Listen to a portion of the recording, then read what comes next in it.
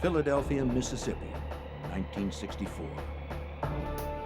A sleepy southern town steeped in tradition finds itself targeted for invasion. Across the South, a legacy of racial hatred is about to be challenged, but not without a fight. Before it would end, 3 civil rights workers would vanish, drawing the eyes of the world to the quiet community with a burning secret. Amen!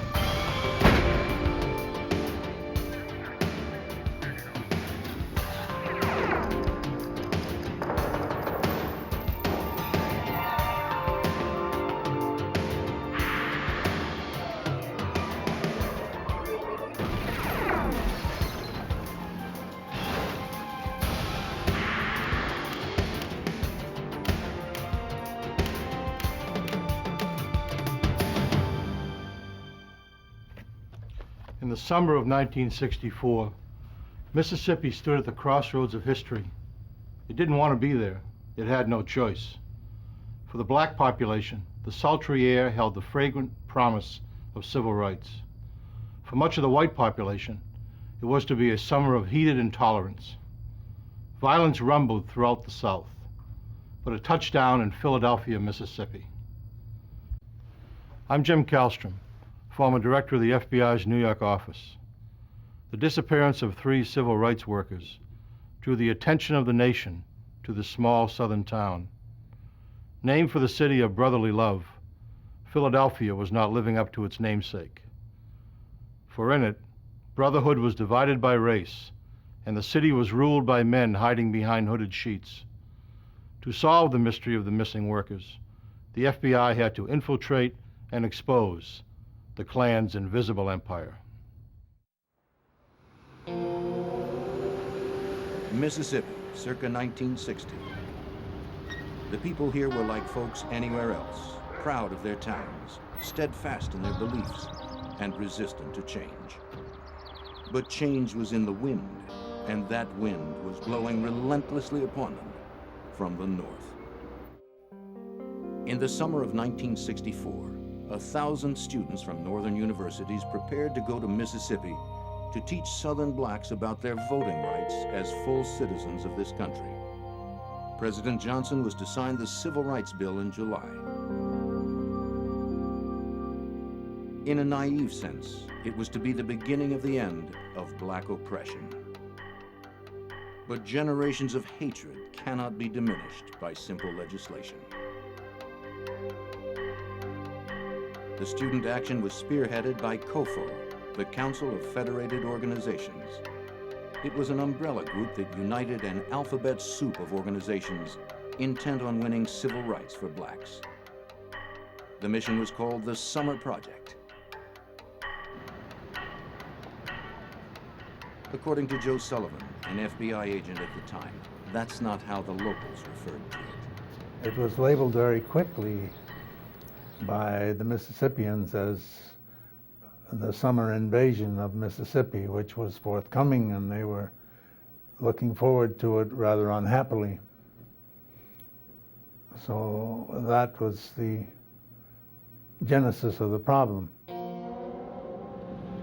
As the invasion grew nearer, citizens steeled themselves against it. By day, life went on as it always had, and people whispered of the unpleasantness to come. But when the night fell, words turned to action, and the Ku Klux Klan, the invisible empire, began to stir. It wouldn't stay invisible for long. Civil rights workers training in Ohio knew their efforts would be countered by violence and terror, but they had no idea how far it would go or how fast it would escalate. For COFO, Mississippi, with its long history of segregation and rabid racial hatred, was the hardest target for change and the biggest prize.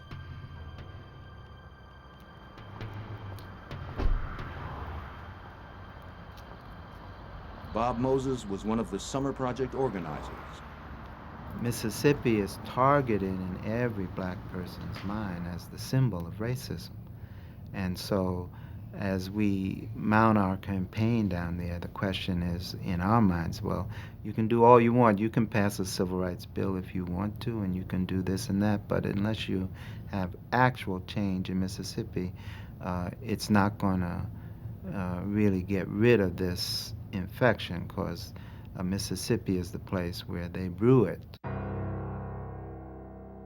6 months before the students were expected in Mississippi, 24-year-old Michael Schwerner moved from New York to Meridian, Mississippi to establish a base of operations.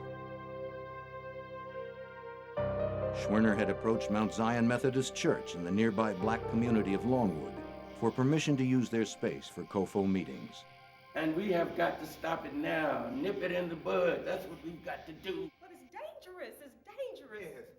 The residents of Longwood, who had peacefully coexisted with their white neighbors, found themselves at a crossroads. The church board had to weigh the benefits to the cause of civil rights against concern for their own personal safety.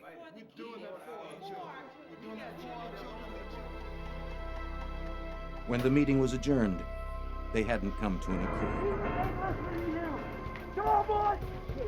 But the Klan made the decision for them.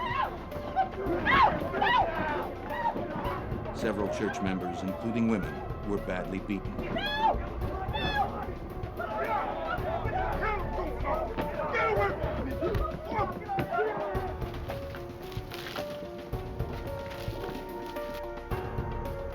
Later that night, Mount Zion Church was burned to the ground.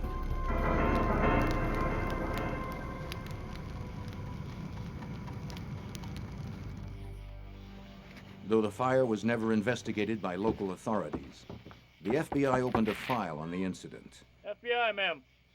They were keeping a record of possible federal law violations which fell under their domain.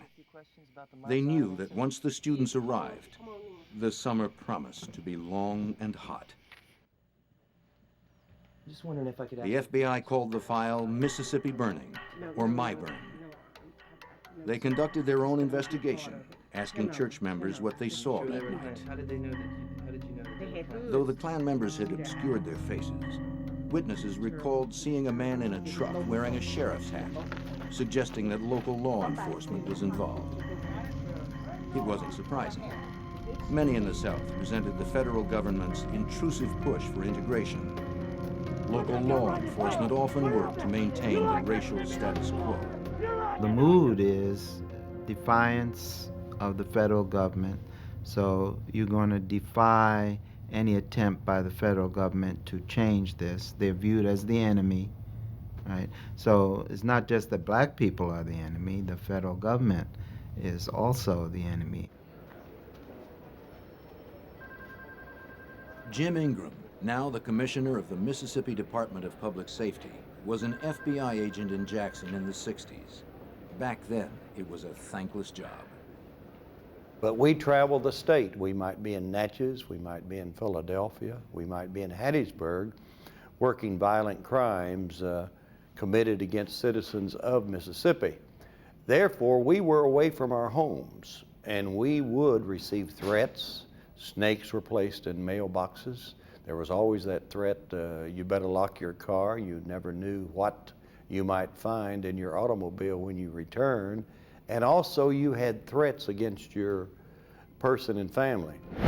But despite all attempts at intimidation, the FBI's presence in the state was about to increase more than 100-fold. While setting up their COFO Operations Center in Meridian, Mississippi, Michael Schwerner and his wife Rita were joined by a 20-year-old plasterer named James Cheney. Good to have you aboard. This is my wife, Rita. Hi, how are you? Good to have you. Fine. Cheney, a Meridian native, knew the culture and political climate of the area. Sit down right here. Okay, dear. 24-year-old Michael Schwerner, a liberal from the Bronx, had an Ivy League degree in social work. His background couldn't have been more different from Cheney's, but the men were united in their goals. Schwerner's friends called him Mickey, a name he seldom heard outside the office. Townspeople, and I'm talking now about the Klansmen in Meridian, called him Goatee. He wore a goatee, and they called him the Devil. Hi, may I speak to Bob Moses? Schwerner and Cheney were later joined by Andrew Goodman, 20, a volunteer from Queens, New York, who had finished his training in Ohio just 1 week earlier. Yeah, Andrew, just put in that box right there. We'll be just leaving in a second. While Rita Schwerner returned to New York, the 3 men and other volunteer staff prepared for the first group of 200 civil rights workers from up north. The first wave of the invasion, scheduled to arrive on June 21st, 1964. That morning, Schwerner, Cheney, and Goodman drove from their base in Meridian to Longwood, 35 miles away, to talk to the Mount Zion church members about the fire 5 days before. Cheney, who knew the area, would drive.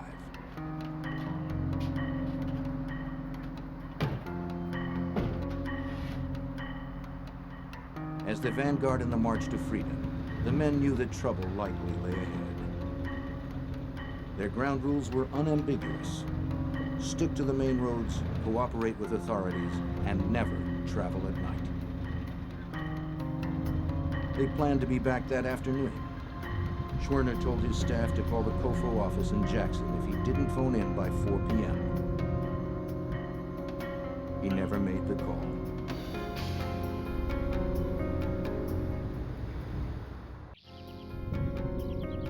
When Mickey Schwerner failed to phone his office at the scheduled time, the FBI was notified. They in turn contacted local authorities to see if anyone had seen Schwerner, Cheney, and Goodman. What are you doing, man? You're not counting like that. Someone had. Out of the car! According to Neshoba County Deputy Cecil Price, the trio was returning from Longwood that afternoon when he pulled them over outside of Philadelphia, Mississippi, 38 miles from Meridian.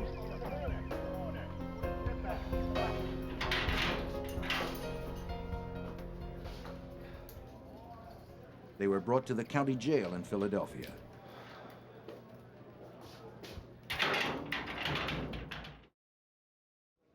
Another one. Cheney was booked on a speeding charge. I need to make a phone call. The others were held in connection with the burning of Mount Zion Church. What do you know about that? Nothing, sir. Cheney was locked in a cell designated for black prisoners. Schwerner and Goodman shared a different All cell. you have to do is make sure that you're polite. Say yes or no, sir. They weren't allowed to make a phone call until dinner time, hours after their 4 o'clock call-in time had passed. According to another person sharing the cell, when the jailer's wife told Schwerner he could make a collect call, he declined. No one knows why.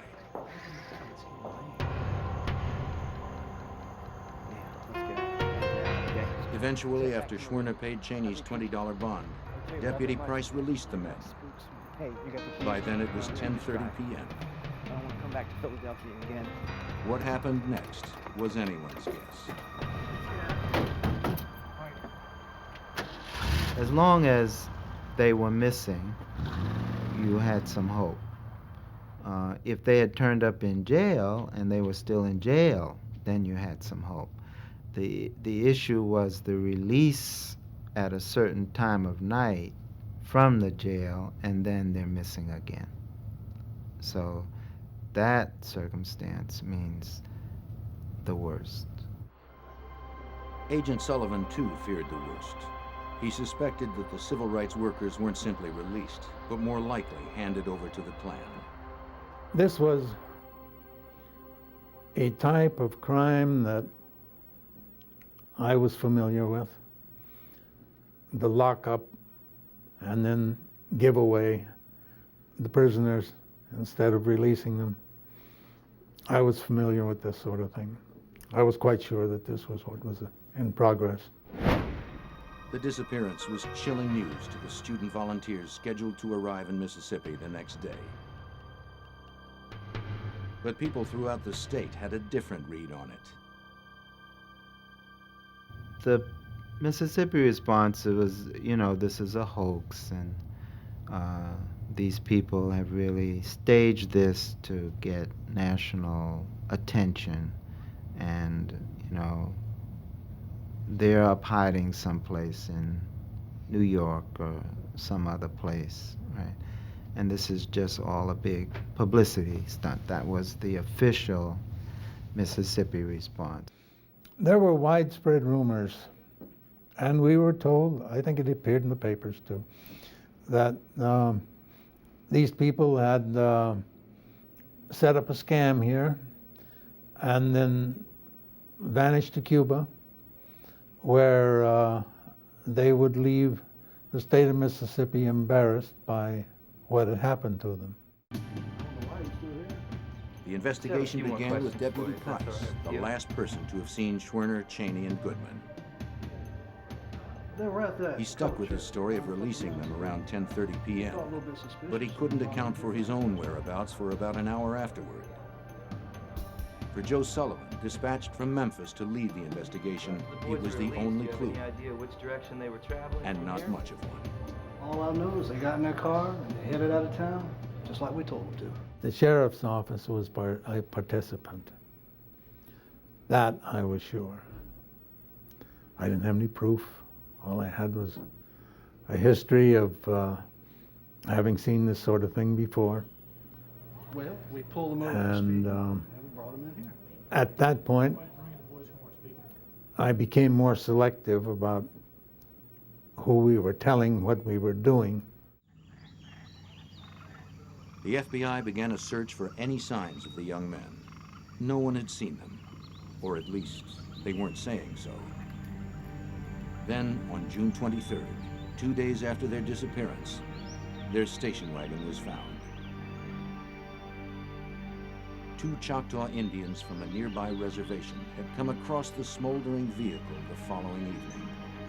It had been burned to the metal in a swampy area called Bogachita Creek, 50 feet from the highway near Philadelphia. When they learned of its possible significance, they called the FBI.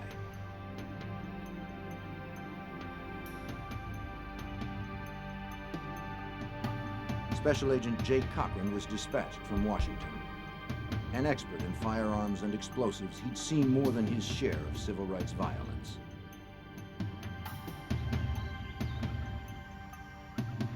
When he arrived at the scene, he wasn't optimistic about what the car would reveal. In examining the burned out vehicle, we were looking for any evidence of human remains. We were also looking then for any evidence that may have been left behind of any value in determining what happened to the civil rights workers. The car was too far gone to provide any clues.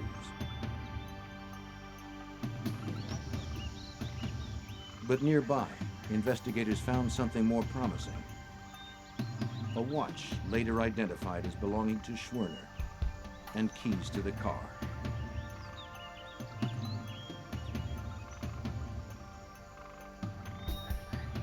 The watch had stopped at 12:45.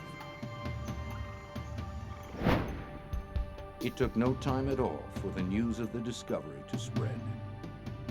The vehicle hadn't been recovered very long before the news was out on the police wires and the press wires and the neighbors' wires and the radio and so on. And we started to run a stadium at Bogachita, and that wasn't easy. For those so inclined, the discovery of the car only supported the idea of a hoax. But unofficially, investigators' hopes of finding the men alive had faded. It was obvious from the beginning that we weren't leaving until the bodies were located. Mr. Hoover wouldn't have countenanced that, and for that matter, neither would the general public. We were going to find those bodies if it took forever. Agent Sullivan contacted Director J. Edgar Hoover to ask for reinforcements. I told him that I thought I would need at least 25 men in short order, but I thought I would need more pretty promptly if it developed the way I was afraid it would. And he said, "What are you talking about?" And I said, "Well, I'm going to need 100 men." And he said, "There are 100 men coming." And they're real good guys, all right? Soon, 100 agents, aided by student volunteers, descended on Philadelphia to search for Cheney, Schwerner, and Goodman. Hope you guys come with me and start checking the bushes over here. it wasn't enough. The men or their bodies could have been anywhere.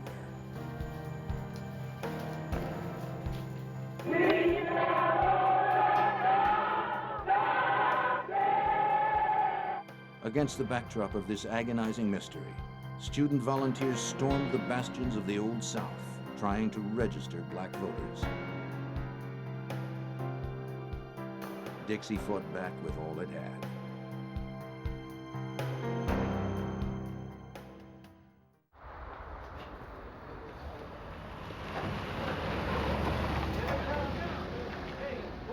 As the summer invasion pressed forward, the eyes of the world focused on Mississippi. In Neshoba County, Deputy Price and Sheriff Lawrence Rainey rebuffed the press. They felt the disappearance of the 3 civil rights workers didn't merit the attention it was receiving. And still the search continued.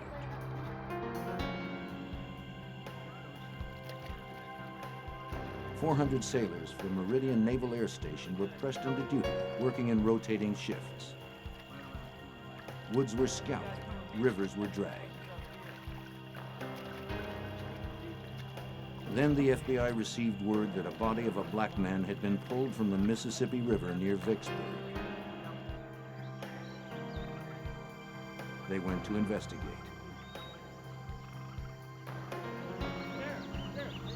Though Vicksburg was 140 miles away, it was possible that Cheney's body may have floated downriver. It was the only lead in an otherwise dismal search. We discovered that that this body was not that of one of the missing civil rights workers. It was determined that he was the victim of a Klan lynching. It wouldn't be the only false alarm that summer as other lynching victims surfaced. Some had gone unreported, because in some areas, the Klan was the law. Finding the missing civil rights workers was the FBI's first priority, but busting the Klan was the ultimate goal. As the drive for voter registration continued, the hot Mississippi air crackled with hatred. Klan activity intensified. More than 60 black homes, churches, and businesses burned that summer, and that was just the beginning. I saw the violence, I saw the killing, I saw the people left homeless by fires, I saw churches burned in the middle of the night, I saw lives being lost for no reason whatsoever, by a group that felt they were right. To break the Klan's hold on the South, President Johnson authorized a new FBI office opened in Jackson, Mississippi, 3 weeks after the men disappeared. According to Agent Ingram, the days of subtlety were done. The FBI was taking off its gloves. In a matter of a few months, you had almost 300 agents working up and down. From this state runs about 400 miles from the coast up to the border of Tennessee, so we covered every facet of it. 82 counties, we had agents all over the place. While some agents continued to beat the bushes, others knocked on doors, hoping to find some leads. People were polite, but uncooperative. White boys and a black boy. Have you seen anybody? The FBI's tactic was to divide and conquer. Okay, thank you very much. Agents would attend Klan rallies, take photographs, copy down license plates, until they were asked to leave. By then, they had what they had come for.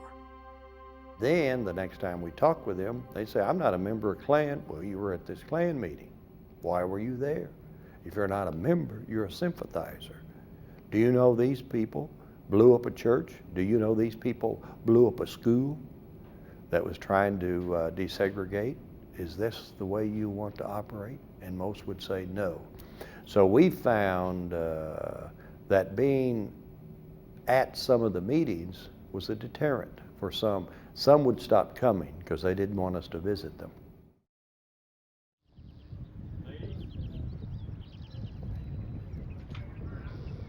Others required more persuasion. Agents were assigned individual Klan members to watch over from a distance. If a bombing or other act of violence occurred, it was the agent's duty to call that Klansman to account for his whereabouts. Before long, you know, they did not like being summoned out of bed at 3 o'clock in the morning when a crime was committed 4 counties away, but after a while the wives said, hey, I don't want this anymore. My kids do not want it.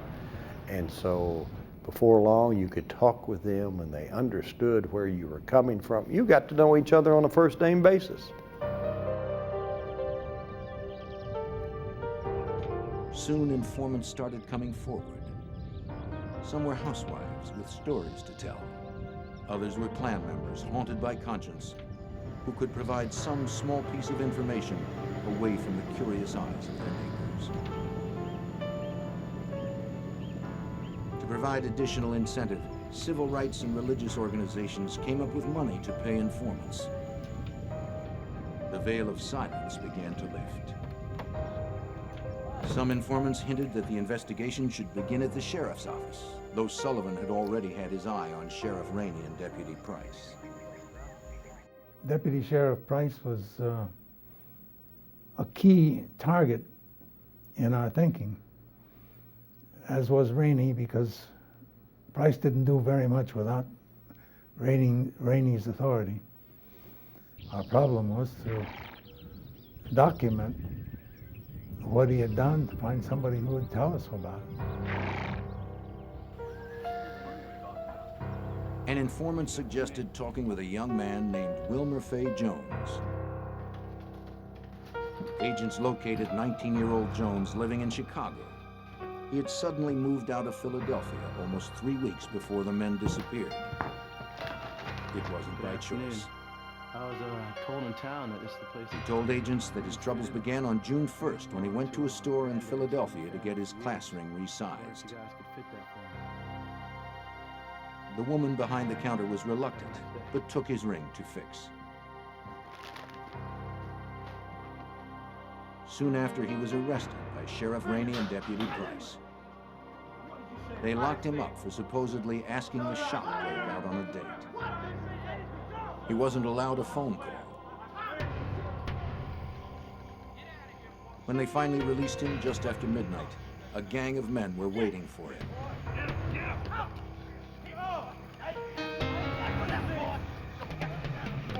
They roughed him up and forced him into a truck. Get in the car! Get it!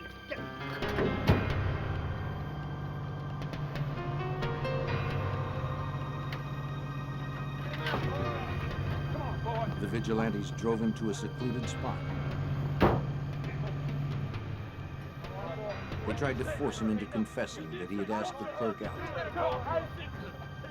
Better tell us, boy!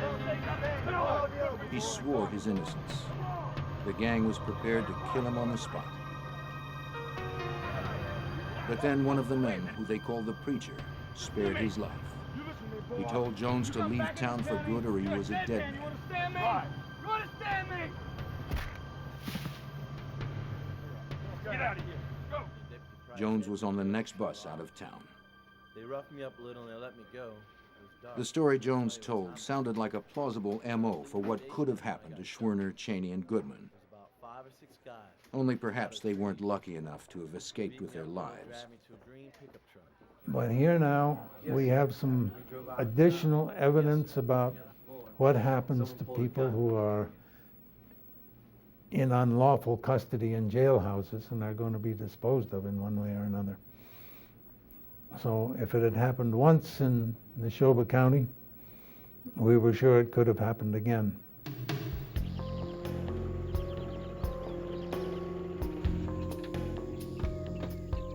Believing that Jones may hold the key to the location of the civil rights workers' bodies, agents had him take them to the spot where the gang roughed him up.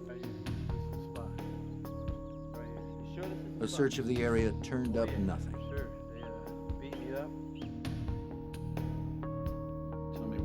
But there was one informant that Sullivan was keeping to himself, slowly cultivating, winning his confidence by degrees. Sure, your identity will never be revealed. This informant spoke under terms of total anonymity. His identity is protected even to this day because his life may still be in danger. He's known only as Mr. X. Yes, I can tell you more tonight. If anyone still considered the disappearance of the three civil rights workers to be a hoax, their opinion would soon change. Yeah, they'll kill me if they were found out. The FBI's star informant was about to emerge. On July 31st, 1964, Mr. X agreed to talk to Agent Sullivan. After we finished our social chat, I said, "Are you going to be able to tell me anything significant tonight?" And he said, "I think I can tell you where the bodies are buried." And I said, "Tell me where." Mr. X told Agent Sullivan that Goodman, Cheney, and Schwerner were buried in an earthen dam at a place called Old Jolly Farm, owned by the wealthiest man in the county, Olin Burridge. But agents couldn't go there at once. They knew their moves were being scrutinized by the Klan. They didn't want to make it obvious they'd been tipped off to the burial location. A search warrant was issued for Old Jolly Farm. Sullivan sent Agent Cochran and others to the dam site.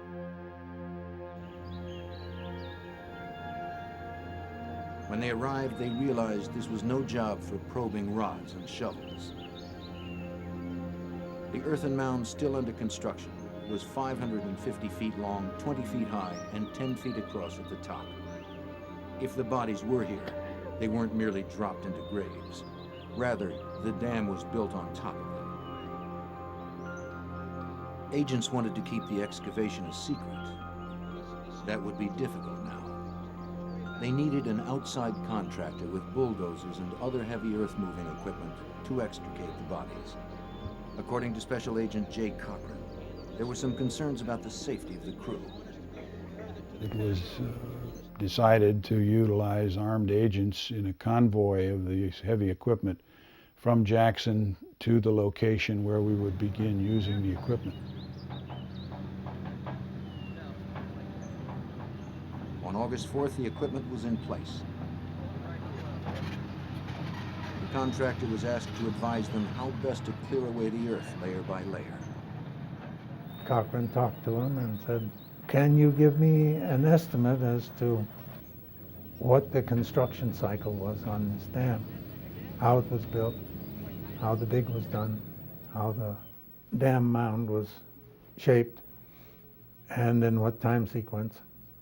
He said, "Well, you must know what you're looking for," and I just didn't comment to him. At no time during these negotiations had either the construction crew or in this case the foreman been told precisely what we were looking for, but I think they would have had to have been blithering idiots, and they weren't, to have not known what we were after. After the foreman gave agents a crash course in dam building, Cochran poked a stick in the ground where he wanted the digging to begin. Then, in a move that has become a legend in the annals of the FBI, he had a change of heart. Cochran then picked up a stick,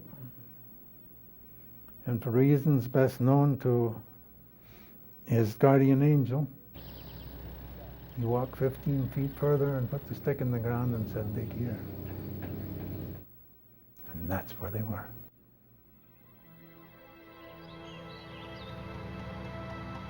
The job, beginning at 8:30 in the morning, progressed slowly. By 2:45, the pit was 13 feet deep, and the pungent smell of death was unmistakable. The machines were moved aside in favor of more delicate garden trowels. As the sun beat down, the odor rose up and poisoned the air. Flies swarmed, ushering in the agent's grim success. Just after 3 p.m. at 14 feet, the first body was found. It was Mickey Schwerner, identified by the contents of his wallet. Goodman was uncovered next, followed by Cheney. It's very hard to describe. You know, it's perhaps the saddest experience that one can have. it's a graphic illustration of man's inhumanity to man. You know, that simply kill these people for no earthly reason, no earthly good reason. The bodies had been buried more than a month, so it was impossible to immediately determine the cause of death. The coroner was summoned, and with him came Deputy Cecil Price. I just walked up like it was sheriff's business. Found a body, how about that? It was pretty casual, really. Price and the coroner lifted the bodies from the pit so they could be moved to the state hospital in Jackson for autopsy. Cecil Price helped to load all of them. I didn't help to load any of them. I was letting the local authorities who had jurisdiction over the murders do their thing. So we couldn't be accused of confusing or messing up the evidence or anything of that sort. If the deputy's presence was an example of the criminal returning to the scene of the crime, Agent Cochran saw no sign of guilt. Every agent that was at the scene, eyes were fixed on Price when he was there. And I noticed not the slightest emotional reaction. And I don't think anybody else did either. The bodies were autopsied in Jackson. All three men had been shot. Schwerner and Goodman were each shot once, Cheney 3 times. A hard, rock-like substance was pried from Goodman's right hand. Whatever happened that night, the substance showed that Goodman's nightmare didn't end with a bullet. Upon subsequent examination of that substance at the FBI laboratory, it was determined to be clay similar in makeup or consistent with the clay composition of the soil at the dam site. This would tend to suggest that at the time Mr. Goodman was laid in his grave, that he was still alive.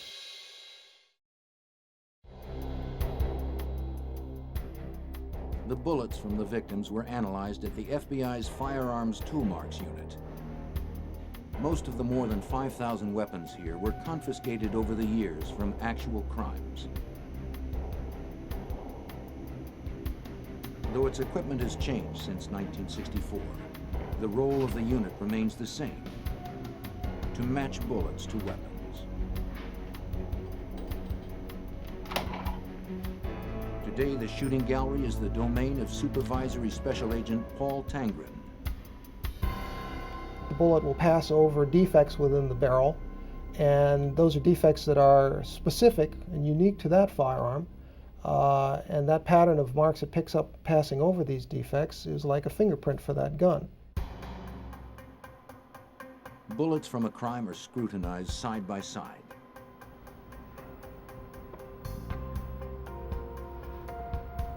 If they were shot from the same gun, the comparison microscope would form a seamless image of the marks on both bullets. Bullets shot from different weapons simply wouldn't match up. I've got lots of marks and very little agreement, and that is typical of what you would see of 2 bullets fired from 2 different guns of the same type. Using similar techniques, the FBI determined that Cheney was shot with 2 different .38 caliber weapons. Residue showed that the men were shot at close range. Total cost of the bullets used to kill 3 men, about 25 cents. Suddenly, to the people of Neshoba County, the missing civil rights activists was no longer a hoax or publicity stunt. This was the turning point. Racists drew the line at murdering white people. According to Agent Jim Ingram, the FBI no longer seemed like the bad guy. Then they realized we're dealing with some very violent people. So the mood changed to our betterment, because we had people that wanted to assist us. particularly the little town of Philadelphia, Mississippi. It was amazing how many people then said, look, if we have these people among us that would kill, then we need those individuals found and arrested and prosecuted. I do want to help you. Meridian Police Sergeant Wallace Miller was one respected Klan member who had seen enough. He wanted out of the Klan, but the FBI convinced him to stay. Now, the FBI had their mold, and the impenetrable walls of the invisible empire had been breached. And the color must be driven out of our hearts. And we have to look to the cross. Let it be done. Amen. The next few weeks. Sergeant Miller proved that he wasn't involved in the murder of the civil rights workers. He helped the FBI by gleaning information about the crime from fellow Klansmen. Others were also coming forward.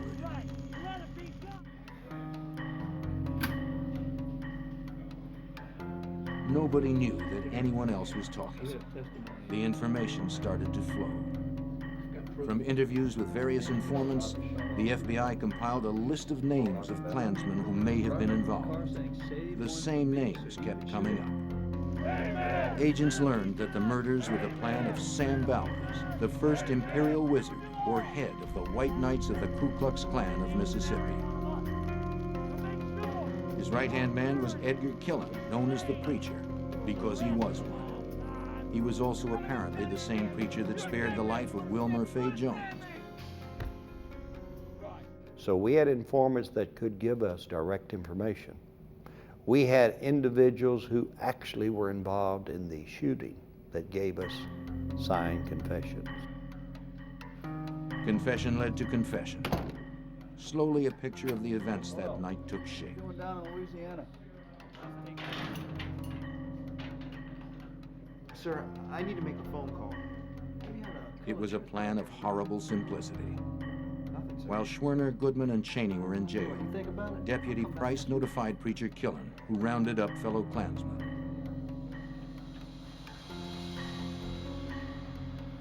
The Klansmen gassed up their cars, loaded their weapons, and waited until the men were released so they could carry out their Imperial Wizard's orders.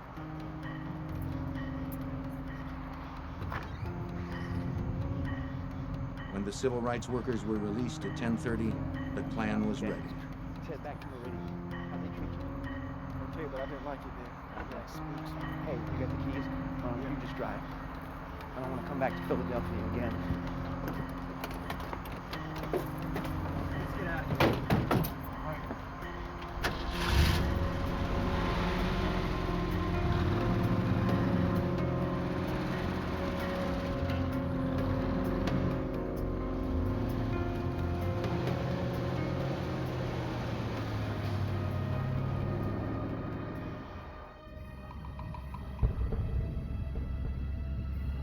Not far out of Philadelphia, they must have noticed lights in their rearview mirror, closing at a fast clip. They sped up to try to outrun them, topping 100 miles per hour. One pursuer's car broke down, but two persisted. Deputy Price's cruiser was one of them. He hit the flashers. Cheney pulled over.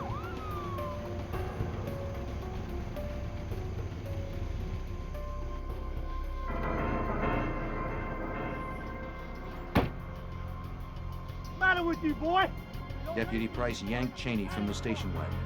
Out of the car. You shut up, boy. You were doing over 100 miles an hour in my county, boy. Don't make me chase you like that. You see this light? Schwerner and Goodman were escorted into the back of the patrol car. Get out of there. Whoa! As Cheney started to follow them, Price clubbed him with his blackjack and shoved him into his car. Get off, boy.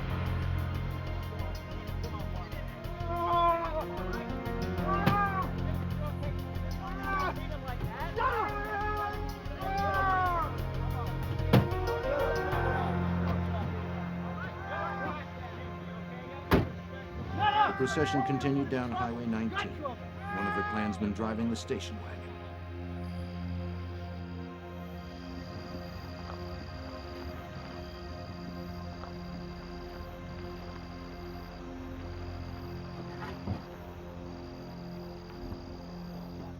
murders occurred without fanfare. Schwerner was the first to die. The car stopped on a dirt road. Schwerner was pulled out of the car, spun around, and shot point blank.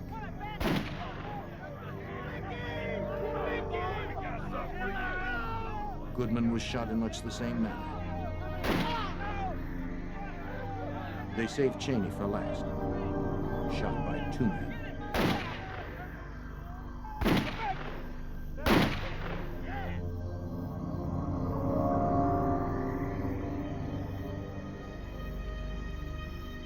The bodies were loaded into their station wagon. They were driven to Old Jolly Farm, where the bulldozer operator waited in the darkness, ready to conceal the evidence under 14 feet of clay. Last, the station wagon was driven to the swamp. Gas was poured over it. A match was struck.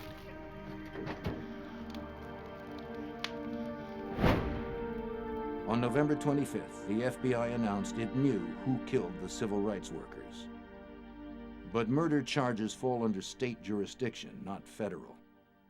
The best the FBI could hope to do was to convict on civil rights violations. They knew that Mississippi would be unlikely to file murder charges. More than 5 months after the murders, 19 men were charged with felony conspiracy to oppress and intimidate the civil rights workers from practicing their constitutional rights. 2 more were charged with having knowledge of the crime. All made bail and were released. A pretrial hearing was set for December 10th. When you realize the scope of the physical evidence that we were able to capture, the pictures of the dam, the pictures of the bodies, the postmortems, the burned vehicle, on and on. We just had enormous amounts of physical evidence, circumstantial evidence to document the confessions. So it was a powerful case that we turned over, and we were blessed because we had 2 outstanding prosecutors. The evidence was, we thought, insurmountable, but we also knew that there were troubled times in Mississippi, that not everyone thought like we did. The federal government's prosecution went wrong almost from the start. At the hearing, the judge refused to allow signed confessions or written testimony from key witnesses. The government pressed the matter, and on January 11th, a grand jury indicted 18 men, including Sheriff Rainey and Deputy Price. But the charges were knocked down from felony to misdemeanor. The case languished until 1966, when the United States Supreme Court ruled that the felony charges were applicable.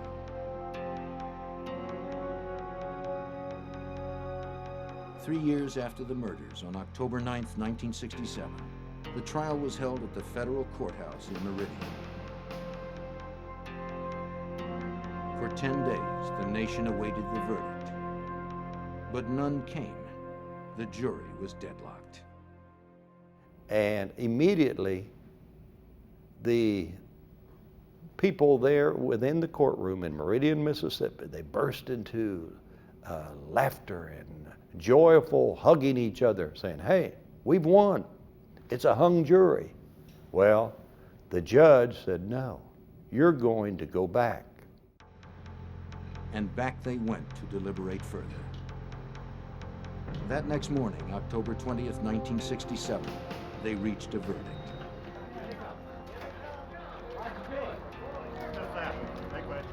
Of the 18 men charged, 8 were ultimately found guilty of civil rights violations, including Imperial Wizard Sam Bowers and Deputy Cecil Price. It took more than 3 years for justice to be served, and even then, it was delivered only in half measures. Bowers received the stiffest sentence, just 10 years. Cecil Price received 6. Sheriff Rainey and the preacher were acquitted. none of the men indicted was ever tried by the state for murder.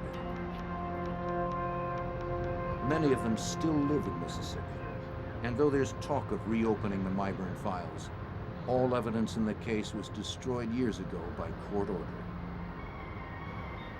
The hatred that split the nation was not so easily eradicated. According to civil rights activist Bob Moses, what happened in Mississippi marked the beginning of the great changes to come. What has changed in Mississippi is that before the 60s, Mississippi held itself as a state apart from the rest of the country, a place which was going to defy the country at any odds to maintain what was its racial apartheid. And now it's indistinguishable from the rest of the country. So Mississippi has become like every other state in the country. Donations helped to rebuild Mount Zion Church. It has become a shrine to the three men who came here hoping to make a difference, and who succeeded in ways they could never have anticipated. Nicky Schwerner and Andrew Goodman were buried in New York. James Chaney's grave is in the hills outside of Meridian, where it bears the scars of vandals.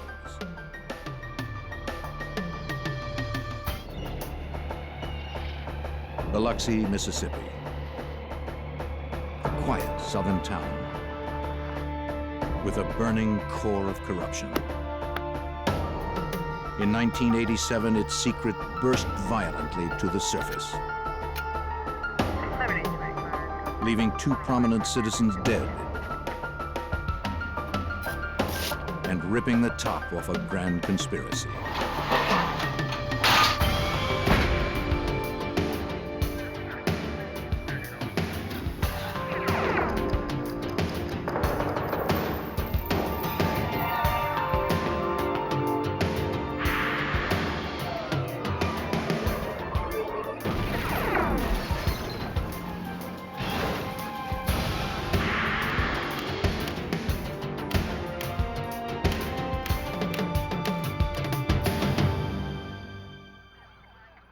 On Mississippi's Gulf Coast, a judge and his politician wife are murdered in their home.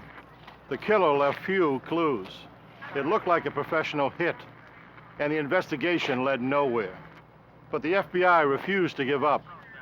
I'm Jim Kallstrom, former head of the FBI's New York office. Until we could prove that federal laws had been broken, our hands were tied. It would take years to break the conspiracy of silence and reveal the tangled tale of corruption.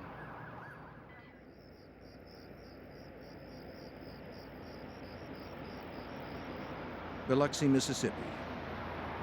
Monday, September 14th, 1987. It was a typically warm summer night in this quiet Gulf Coast town. The workday was over, and most residents had retreated to the tranquility of their homes. Like most of their neighbors, State Circuit Court Judge Vincent Sherry and his wife Margaret were unwinding after a long day. Vincent Sherry was a prominent judge in Biloxi. Margaret was making plans to run for mayor.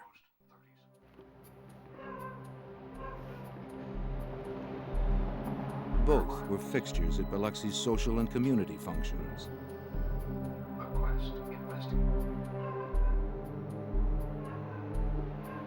They were a happy couple who had raised 3 grown children. Tomorrow they planned to visit their daughter out of state. Their life together seemed ideal. They were just settling in for the night when an unexpected visitor came to the door. What are you doing here with that? Can you look out? And brought their perfect world to an end.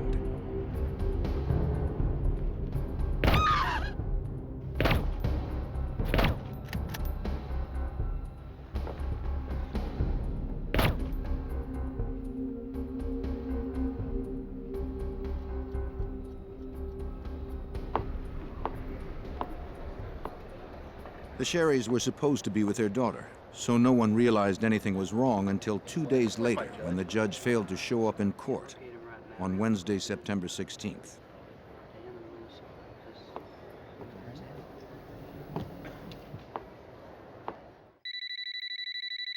Calls to the Sherrys' home went unanswered. I'm sorry we can't take your call, but leave your message after the beep.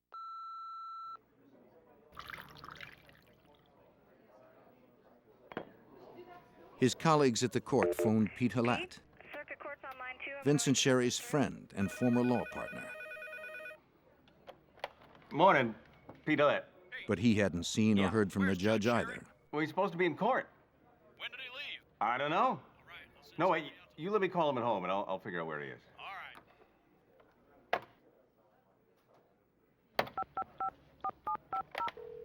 After he left a concerned message on the Sherry's answering machine, Halat felt he'd better check on his friend personally. Oh, I got the machine. Judge, it's Pete. They're looking for you in court. Is everything okay? On his way out, he asked his junior partner, Charles Legier, to ride with him. Charlie, hold on, time to saddle up. And I need some help, so let's go. Listen, I'll give you a call back, okay? Yeah, bye-bye. I figure if we go together, the two of us can find. As they drove, Legier tried to make conversation. Finding out from lawyers. Halat seemed distant, perhaps concerned about the judge.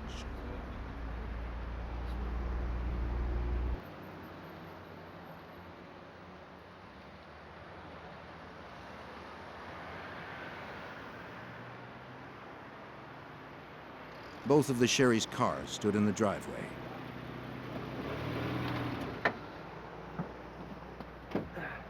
Well, the car's here. I don't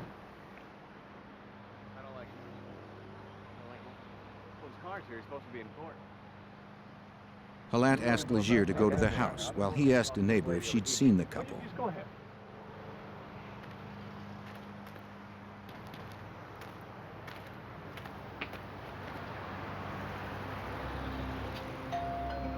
Legier rang the doorbell, but no one answered. He saw that the last 2 morning newspapers hadn't been picked up. Pete Halat. I'm a partner. The neighbor told Halat she hadn't seen the Sherrys for a couple of days, which she thought was odd since both of their cars were in the driveway. When Legier tried the Sherry's door, he found it unlocked. Something wasn't right. Hey, Pete! Pete! That's unusual.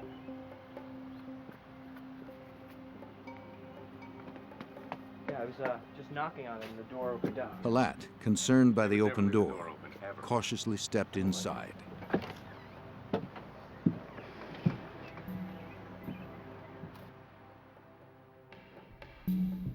A few steps in, he made the gruesome discovery. Judge Sherry had been gunned down in his own home. Hey, what's wrong? They called the police. Authorities arrived to find the body of Vincent Sherry at the front of the house. In the back bedroom, they discovered Margaret. Because the couple was so prominent, the murder investigation became top priority. Detectives contacted the FBI's Biloxi field office. Though the FBI would not yet be officially involved, they offered the use of their agents and forensic laboratory.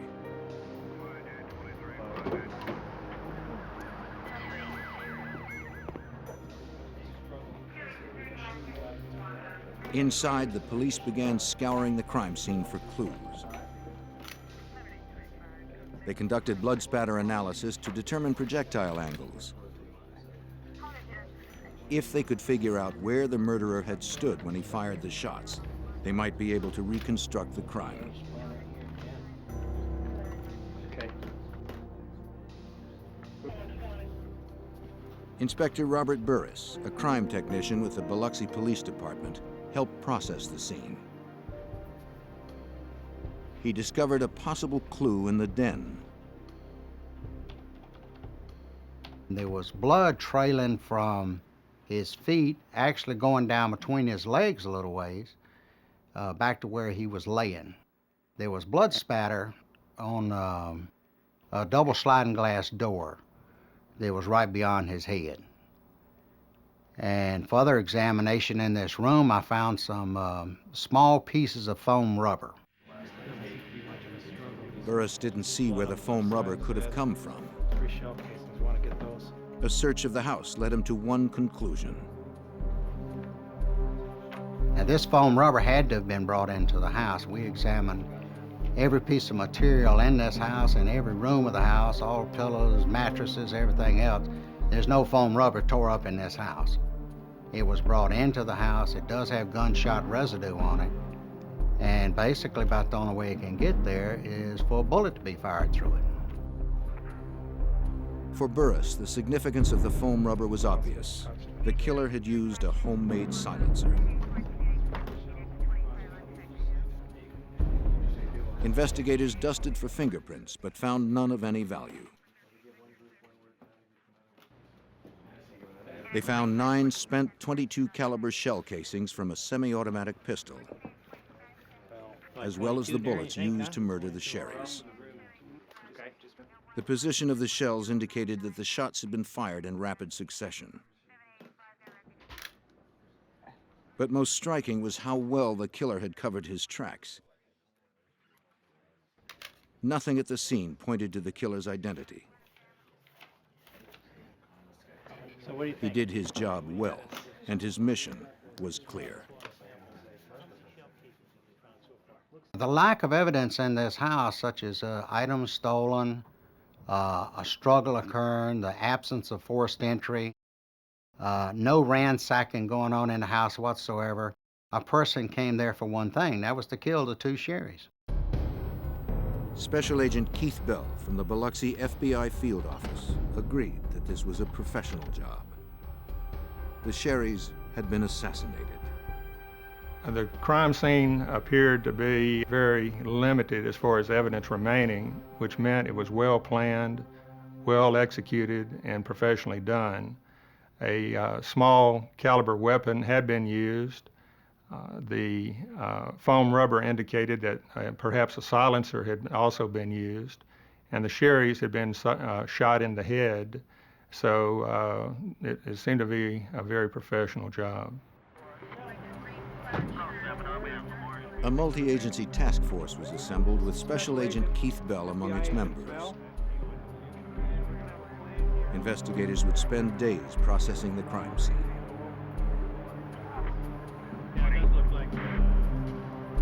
They grappled with a single question. Why had the Sherrys been murdered?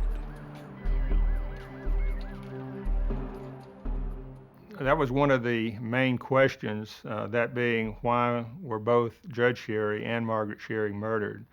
Because it was fairly obvious that Judge Sherry could have been killed during his morning or afternoon jogs around the neighborhood.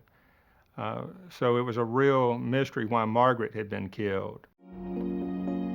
Investigators believed the answer might lie in the controversy over Biloxi's future. Some civic leaders hoped to transform the sleepy southern town on Mississippi's Gulf Coast into a flashy resort where casinos would attract tourist dollars. But with strip clubs already established in town, Margaret Sherry felt Biloxi's small-town charms were threatened. And the casinos would attract a criminal element. As a candidate for mayor, she had made powerful political enemies by trying to keep gambling out. Agent Bell wondered if Margaret was killed to silence her protests. Margaret had been so outspoken politically in the community. She was known to be anti-gambling. And if elected mayor in 1989, she had planned to close down the remaining strip clubs in Biloxi. So there was always the possibility that she might have been the target, rather than Judge Sherry.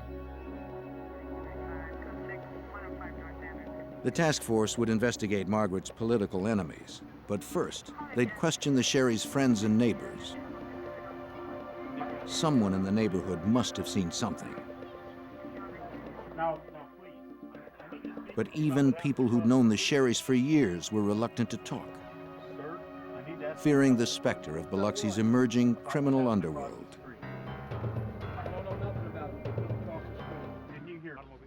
The Sherry murders brought a dark cloud over the city of Biloxi. Many of the citizens in Biloxi were afraid to openly express their opinions. They saw that Margaret Sherry, who had been quite vocal and quite outspoken in political circles, had ended up dead, as had her prominent husband, Judge Sherry. So many citizens, after these murders, were hesitant even to be interviewed by FBI agents or by local police officers because they basically did not want their names tied into anything to do with this case. If people wouldn't talk to the authorities, perhaps they would talk to Lynn Sposito, the Sherry's daughter.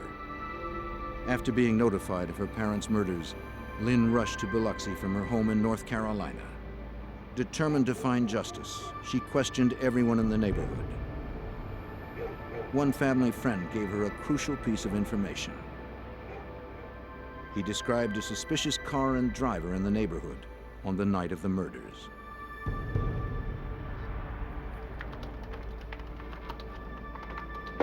She took the lead to the police. They identified a man who had seen a suspicious Ford Fairmont driving in front of the Sherry home on Monday night, September 14th, 1987. Investigators tried to determine the identity of the driver based on the witness's description. Their search came up empty.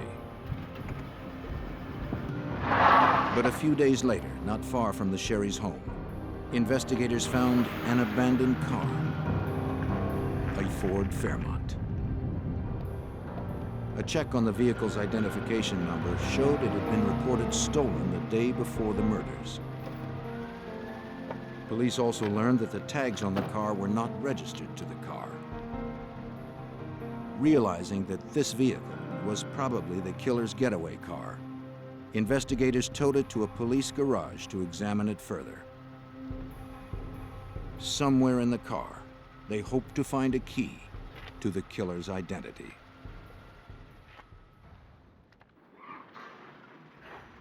Less than a week after the brutal murders of Biloxi couple Vince and Margaret Sherry, investigators received their first promising lead.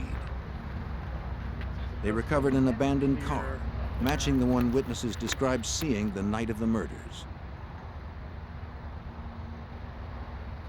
After contacting Agent Keith Bell about the discovery, investigators processed the car for clues. Inspector Robert Burris found something peculiar. I was processing this vehicle, and one of the things I noted, the dome light had been dismantled and the bulb taken out of it. In other words, if you open the door, you ain't got no light. Both of the sun visors were in the down position. Whether you're riding around daytime or nighttime, you ain't gonna be able to see the people's face in it very well. Investigators believed more than ever that this was the car used by the Sherry's killer. Anything found inside it was labeled, packaged, and shipped to the FBI labs in Washington, D.C.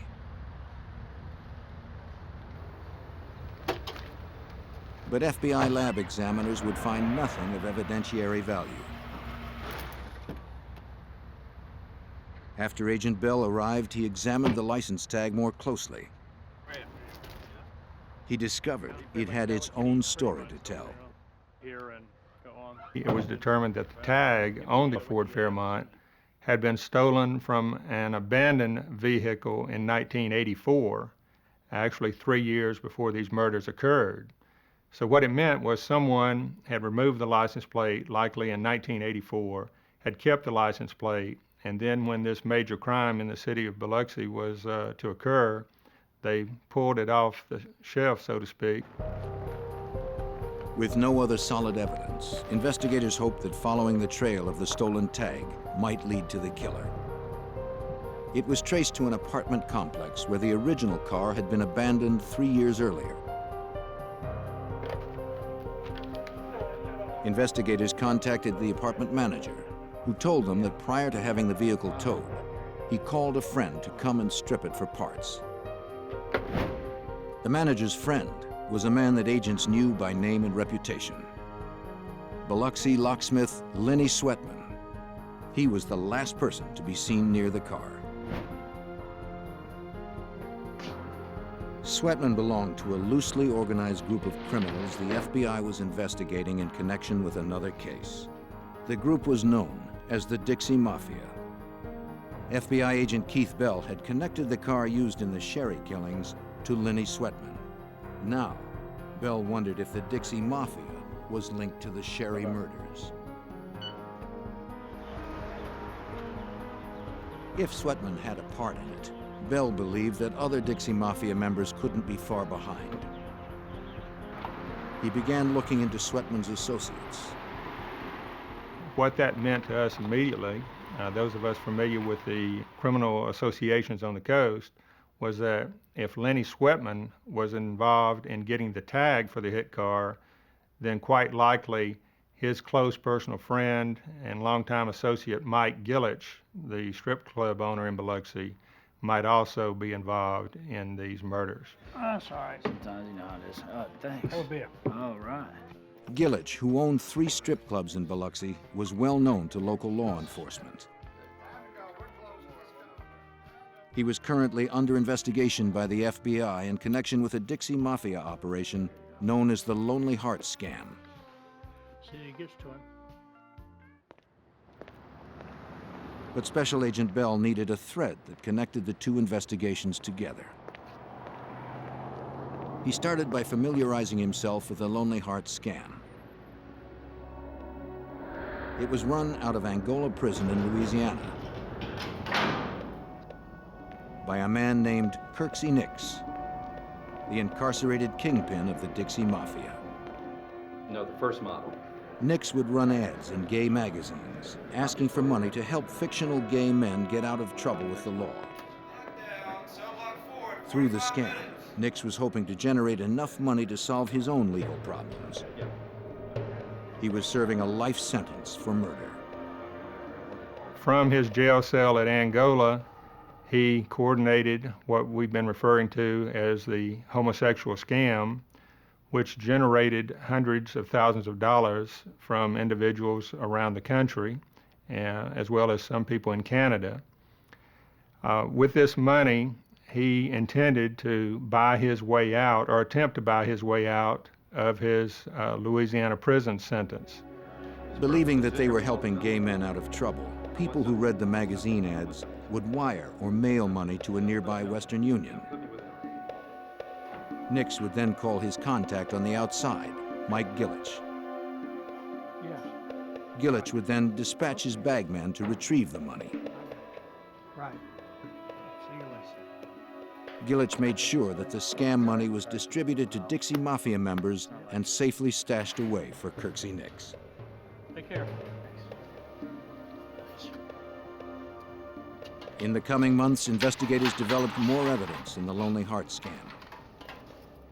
but still had no direct link between these conspirators and the Sherry's killers.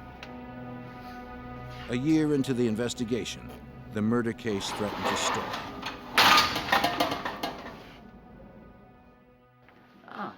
Hi. Come in. As the year stretched to 16 months, the Sherry's daughter, Lynn Sposito, grew increasingly frustrated. In January 1989, she hired a private investigator to rev up the inquest into her parents' murder. He said he could make out the man. And I'll give him a call, and I'll be on this case this afternoon. The family had wanted very much to have a quick resolution to the case, but by early 1989, there'd still been no arrest. And of course, at this point, the FBI had not formally entered the case.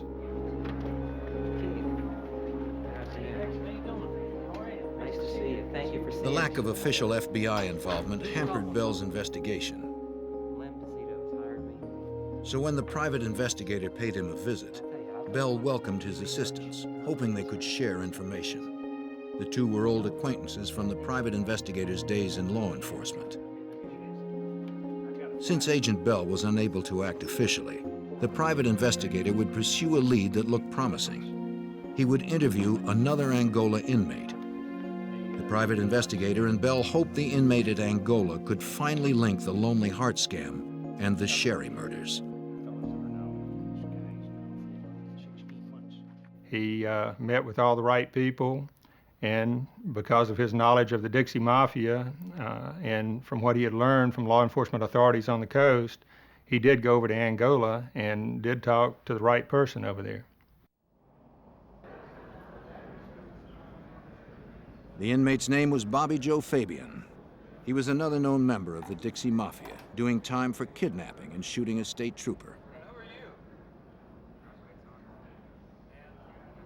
Fabian claimed he had not been involved in the Sherry murders, but he had learned that fellow inmate Kirksey Nix had been. Fabian told the private investigator that Nix had had Judge Sherry killed because Sherry had allegedly stolen money from Nix's Lonely Heart scam. That wasn't all. He said Nix had been told of the theft by none other than Pete Halat, Sherry's former law partner. Halat, the man who had delivered the eulogy at the Sherry's funeral, was now implicated in their murders.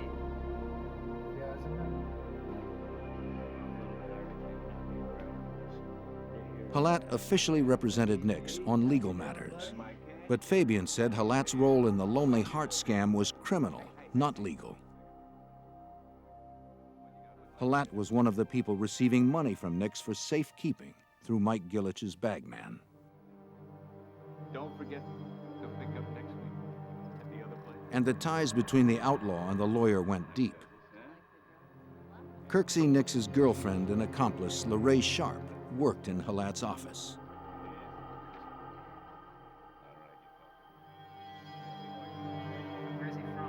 Fabian said both LaRae Sharp and Pete Halat were stashing money from the scam in a safe deposit box for Kirksey Nix. And he said the amount had reached 6 figures. Thanks to Fabian, the link between the murders and the Lonely Heart scam had been made.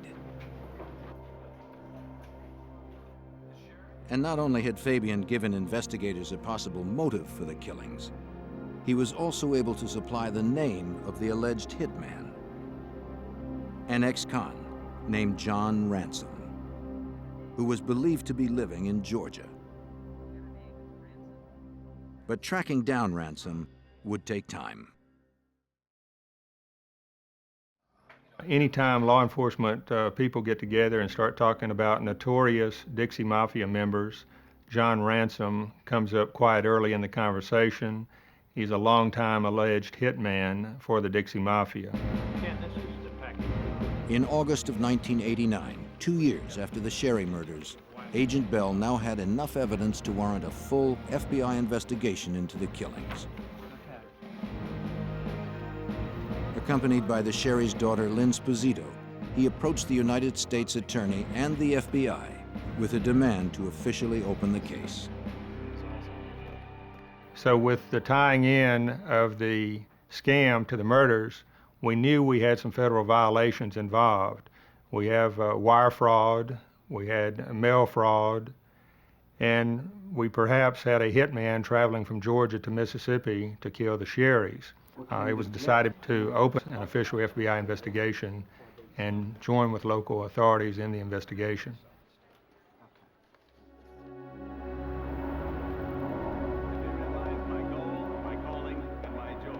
By now, however, suspect Pete Halat, Judge Sherry's former law partner, had been elected mayor of Biloxi.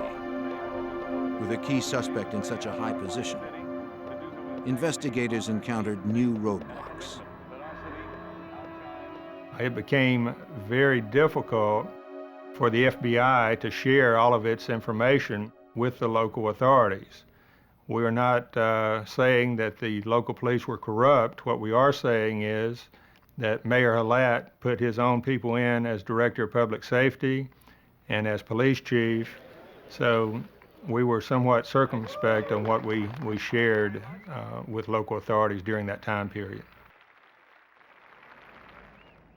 In August of 1989, as investigators attempted to unravel the truth about the Sherry's murders, informant Bobby Joe Fabian made a surprise move.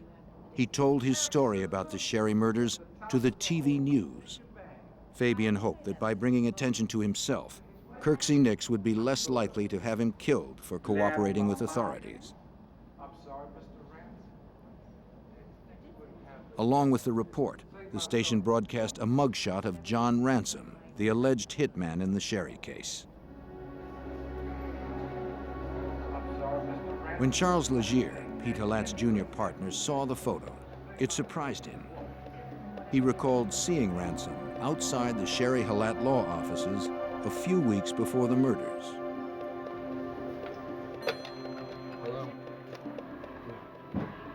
Legier shared his information with the task force.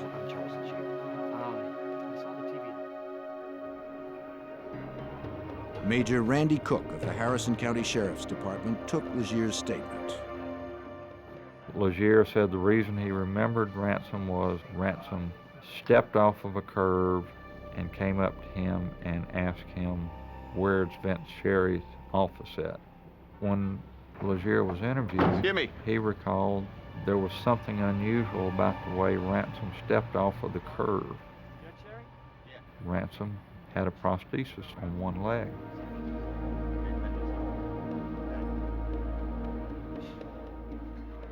Investigators learned that Ransom was now in a Georgia prison, serving time for another murder.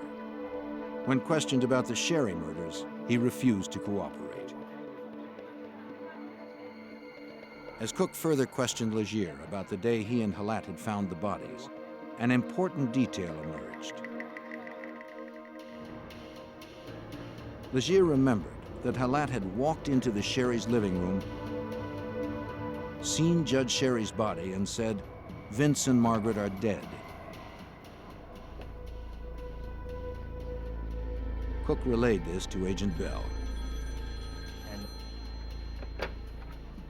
What was interesting was that Margaret's body was in the far back bedroom of the residence, and according to Chuck Legier, Pete Halat did not have time other than to briefly enter the front of the house and would have no way of knowing that Margaret's body was also in the very back bedroom.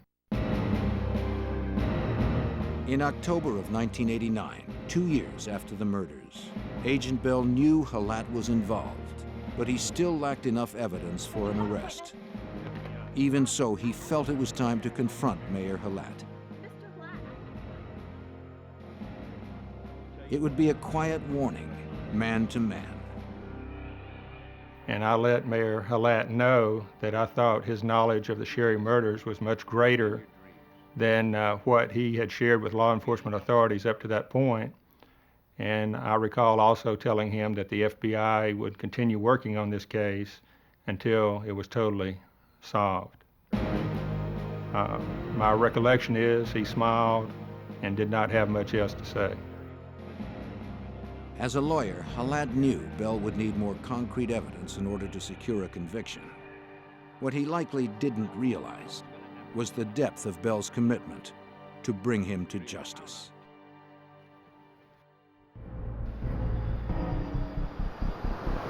Three years had passed since Judge Vincent Sherry and his wife Margaret were murdered in their Biloxi, Mississippi home. FBI Special Agent Keith Bell had connected the killings to members of the Dixie Mafia and to Judge Sherry's friend and one-time law partner, Pete Halat. The alleged triggerman, John Ransom, was refusing to talk.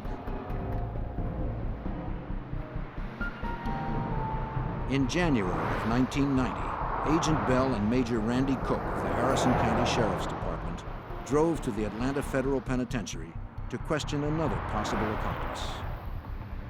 This is Special Agent. A man named Bill Rhodes.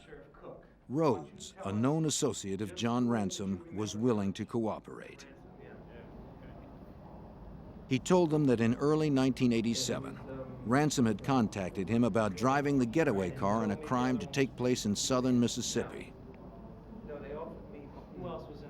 Ransom had said a judge would be murdered and that the pay was $10,000. There were certain promises made to Rhodes by Ransom that I know certain people in Biloxi that if you'll help me on this and you'll have the run of Biloxi anytime you want it. So in March of 1987, Rhodes went to Biloxi and met with Ransom and a man named Pete. It was Pete who specifically asked Rhodes and Ransom to do the hit.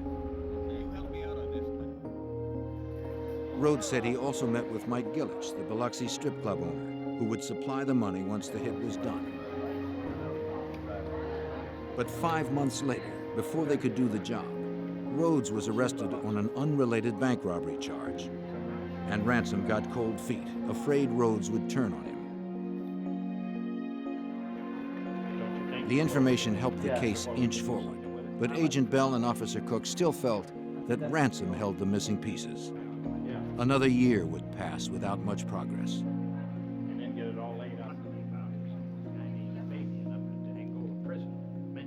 In late 1990, the investigators went to the Bostic Correctional Institute in Georgia, where Ransom was serving time. Finally, Ransom agreed to talk. He admitted that he delivered a .22 caliber pistol to LaRae Sharp, Kirksey Nix's girlfriend. But Ransom insisted that he did not do the job. Based on what Ransom said, LaRae's involvement was starting to look bigger than simply stashing scam money in a safe deposit box. All finished? Finished, thank you. Through his contact with Sharp, Nix learned that the investigation was heating up. He worried that his girlfriend might talk, so he tried to head off the problem by putting out a contract on her life.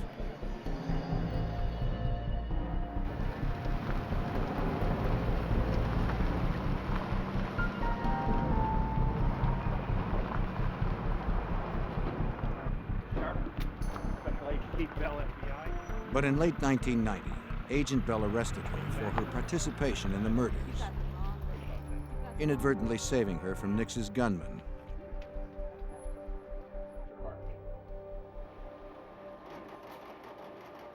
During a polygraph test, Sharp denied her involvement in the Lonely Heart scam and the Sherry murders. But the machine called her bluff. When Bell and his team added her statements to their existing stacks of evidence, they were ready to bring indictments against several key players. Mike Gillich, John Ransom, LaRae Sharp, and Kirksey Nix were charged as conspirators in the Sherry murders.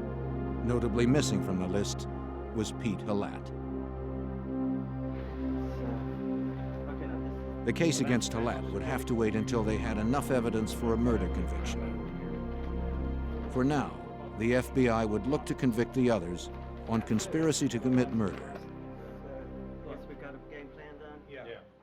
So many of the questions came up, why didn't y'all indict Pete Halat early on when you indicted everybody else?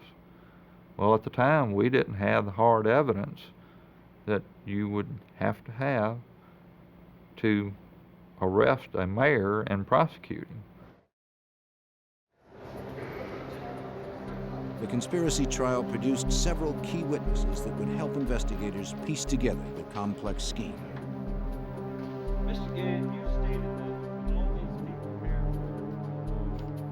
Robbie Gant, Gillich's bagman for the Lonely Heart scam, testified for the prosecution. His testimony helped prosecutors link the Sherry murders to the scam.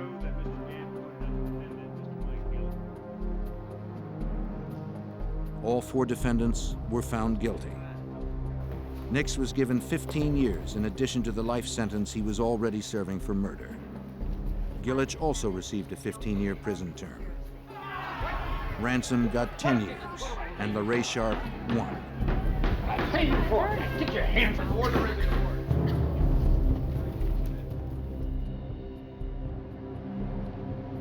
With these conspirators behind bars and the Lonely Heart scam no longer operational, Bell moved on to his next objective. We decided not to end the Sherry investigation after the 1991 initial convictions because at that time we had not proven who had actually shot the Sherrys, And also, Pete Halat had not been indicted or convicted at that point, and we all felt strongly that Pete Halat had played a major role in the scam and in the murder plot. So we were determined to continue the investigation to see if we could get enough evidence to indict and convict Mr. Halat and the actual shooter. In late July of 1992, Agent Bell got the break he was looking for. Following the conspiracy trial, Mike Gillich was desperate to find a way out of prison. He contacted one of his associates in Biloxi and asked him to approach Robbie Gant with an offer.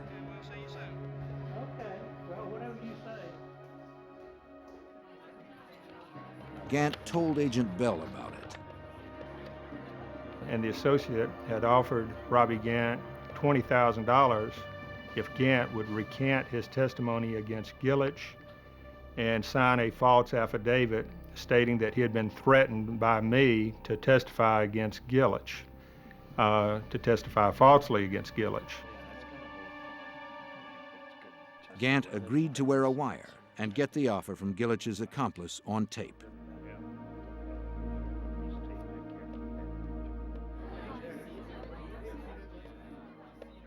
Gant met with him in Mississippi.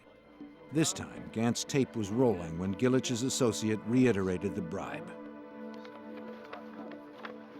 Gant accepted as Bell had instructed.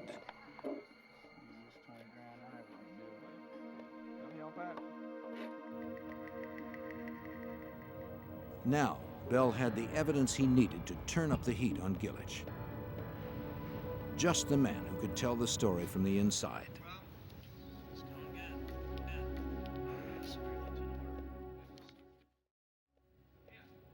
By 1993, 6 years after the double murder of Vince and Margaret Sherry, FBI agent Keith Bell had put 4 members of the Dixie Mafia behind bars. But he still had no formal murder convictions against those involved. And Mayor Pete Halat, the suspected mastermind of the case, was still free and running the city of Biloxi. In fact, the year before, Mayor Halat had broken ground on the city's first big casino. The victory for our town and our people. The press still hounded Halat about his involvement in the Sherry murders, but he remained adamant about his innocence.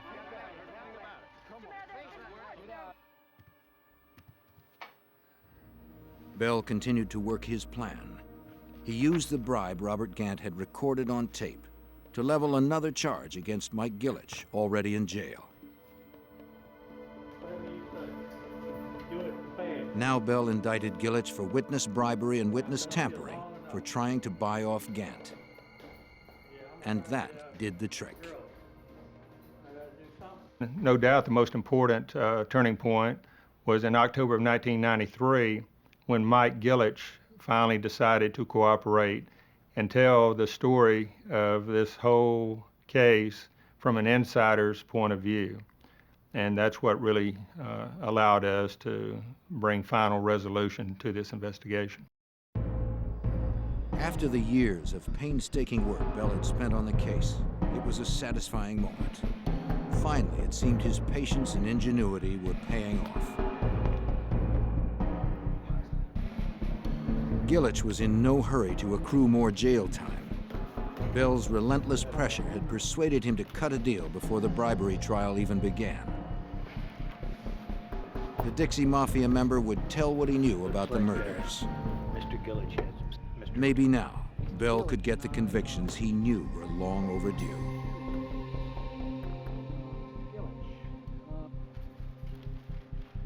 But for a career criminal like Mike Gillich, adjusting to life on the right side of the law wasn't easy. At first, he tried to bluff his way out.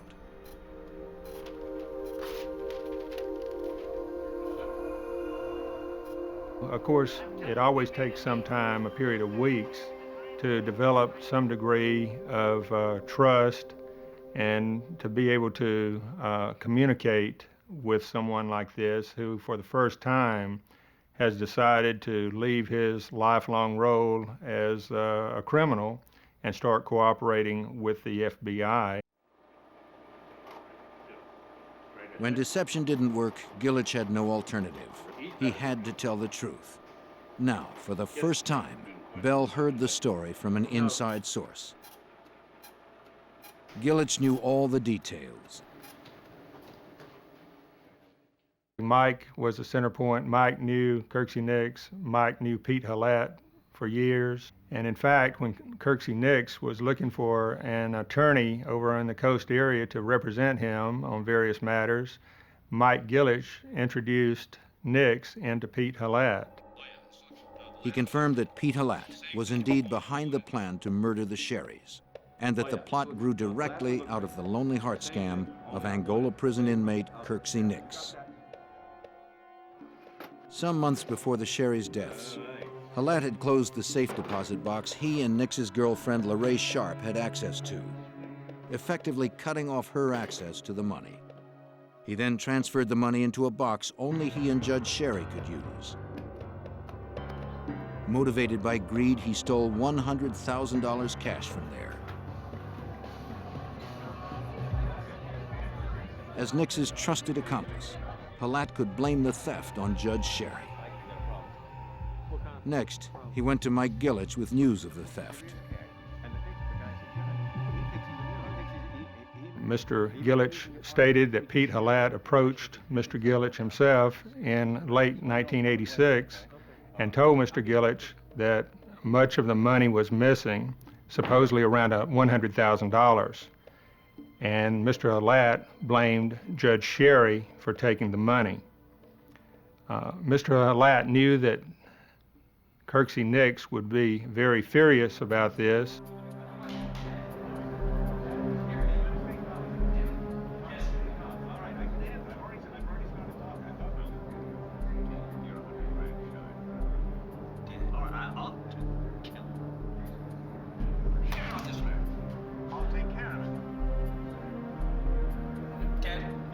It is not known who ordered Margaret's death, but as a fierce opponent of corruption, she posed a threat to the underworld forces hoping to control Biloxi. With Margaret dead, Hallett could be free to run the town.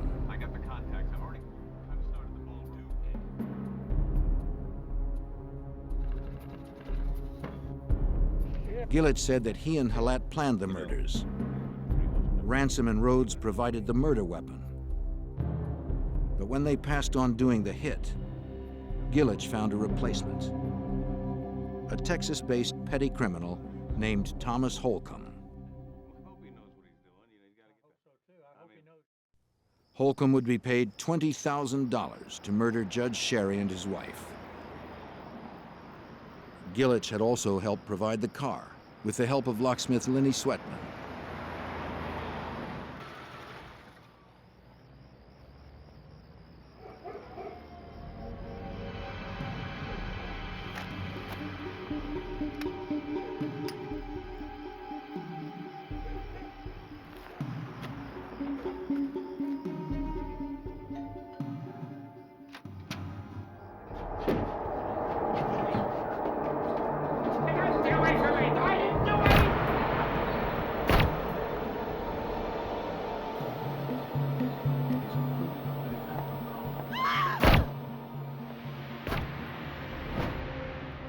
In October of 1996, agents arrested hitman Thomas Holcomb in Texas on murder charges. That same month also saw the arrest that Agent Bell had anticipated and worked 9 years to achieve. An innocent man, and you're gonna put the cuffs on me? Let me read you your rights. The arrest of Pete Hallett for the murders of the Sherrys. Anything you say can and will be held against you.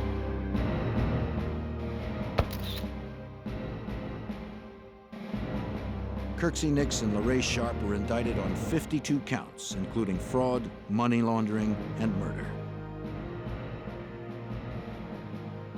Hallett was tried and convicted in the summer of 1997, a full decade after the crimes were committed. He was sentenced to 18 years in federal prison. Also tried and convicted were Kirksey Nix and Thomas Holcomb, the hitman. Both were sentenced to life. LaRae Sharp, Nix's girlfriend, got 5 years. I think a lot of citizens in Biloxi now realize that there are a lot of dedicated professional law enforcement people who will do everything they can to protect the community and work hard to solve major crimes. Perhaps the legacy, you might say, of the case for the criminal element is that they realize after seeing this case that they can commit a crime one day and think they're getting away with it a year later, but it could come back 10 years later and get them. While the Sherry's killers were finally brought to justice, Margaret Sherry's dream of a Biloxi free of gambling was never realized. Instead, Biloxi has become a resort town filled with casinos and neon lights. The sleepy southern town is gone forever, along with the woman who lost her life trying to save it.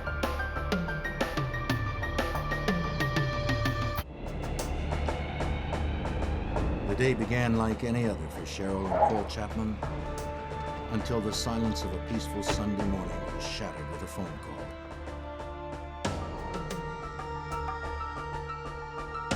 Cheryl's sister Nancy had not shown up for work, and several attempts to reach her by phone were unsuccessful. The Chapmans, sensing something must be wrong, Nancy? rushed to her apartment.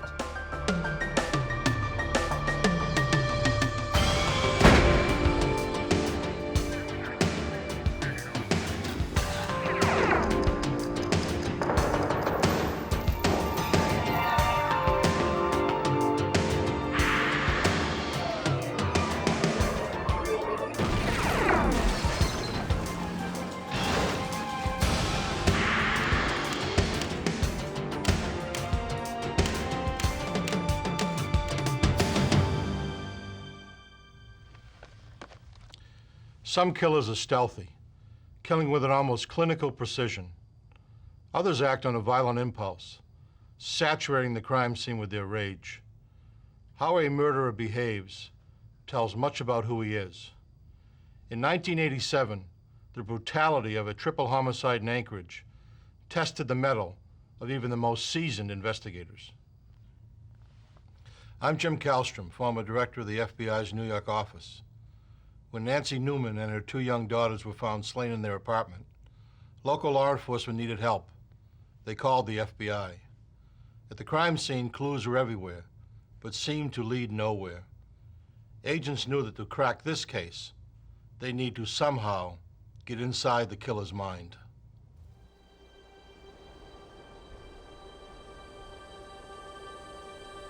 Alaska sits on the edge of the wilderness, seemingly isolated from the rest of the world and its troubles.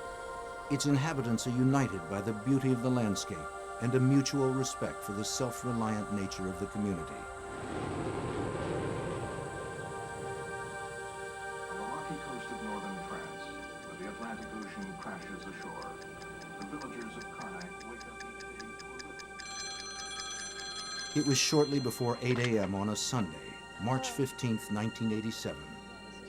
Cheryl and Paul Chapman were awakened by a phone call. Cheryl's sister, Nancy Newman, was hours late for the breakfast shift at the restaurant where she worked.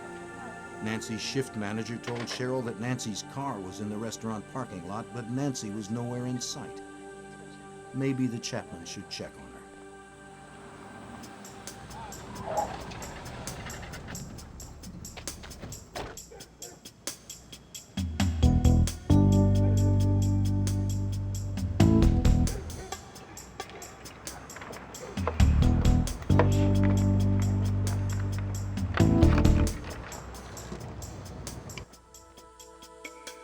From the moment Paul and Cheryl arrived at Nancy's apartment, they sensed something was wrong. There was no sign of Nancy. Her 2 daughters, 8-year-old Melissa and 3-year-old Angie, were nowhere in sight.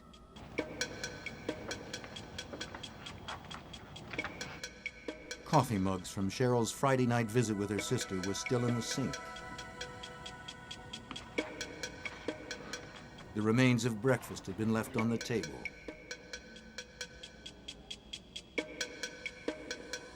The tin where Nancy kept her tip money sat empty.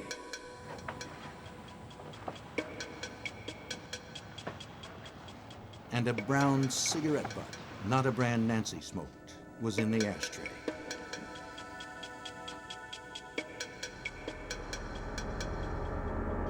Nancy?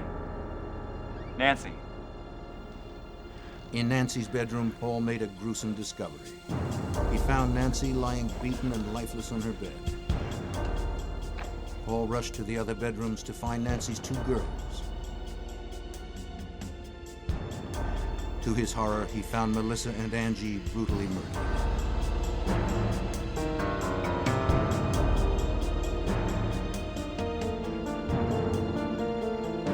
Come on, let's go. Nancy! Emergency? Yes, Randy, the police, please. What's the problem there? It's been a homicide. There's been a homicide? Our sister-in-law didn't show up from work. They called us at our house when Norfolk seen her. We came over to find her. Where at? 4310. And it's terrible. Just send somebody as soon as you can. We've got someone on right now.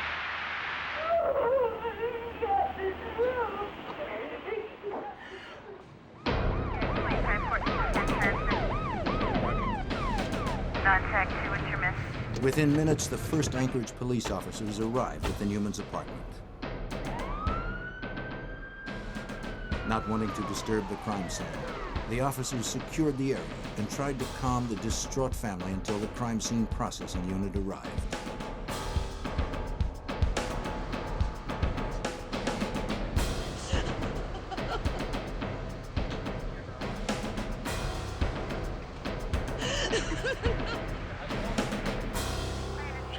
What police found was horrific. Nancy and Melissa Newman appeared to have been beaten and strangled. Little Angie Newman's throat was cut so deeply she was almost decapitated. Nice. Rigger? Not yet. Does it sit? Anchorage police officer Bill Gifford was at the scene. Well, the impact of a case like this is quite often it's hard to capture in words. We're pretty used to working homicide cases and serious assault cases, and overall I think a community becomes, if not callous, somewhat accustomed to these kind of things happening, just a typical murder. Something of this magnitude, however, people are never prepared for. The murders were so gruesome that even experienced police officers were shaken.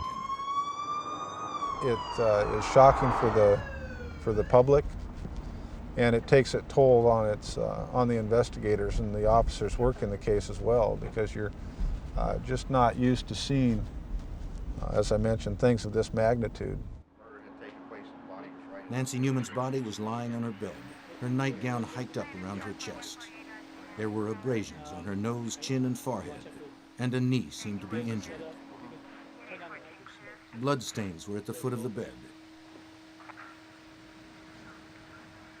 A pair of olive green gloves were on top of the dresser. Good idea, recover. Yeah, do a scrape so they can get some.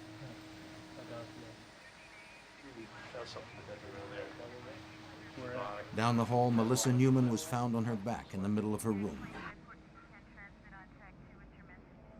A bloody, twisted pillowcase under her neck.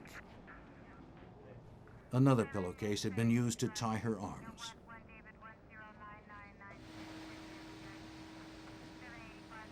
Three-year-old Angie Newman lay on her bedroom floor in a pool of blood, surrounded by her favorite books. Couple shots of the face. The bed where all the blood is. Everybody's ready? Here it is. Bloodstain pattern analysis often yields clues. The positions of the victims and killer. The movements of the victims. and the number of blows struck can be reconstructed by an experienced examiner. In this particular case, it assisted us in establishing a sequence of events. Stains found on Nancy Newman's bed suggested that she and Melissa had been forced down the hall to her mother's room, where they were assaulted. And stains on the hallway carpeting indicated that Melissa was then returned to her room and killed there.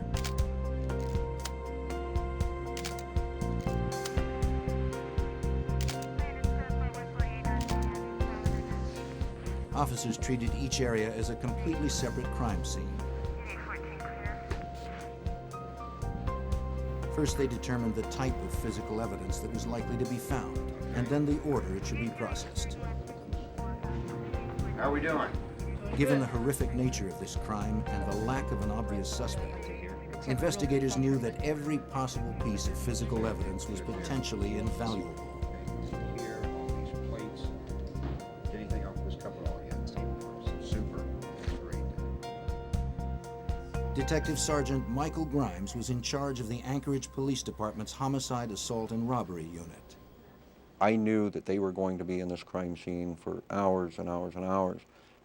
This immediately is what we identify as a forensic case.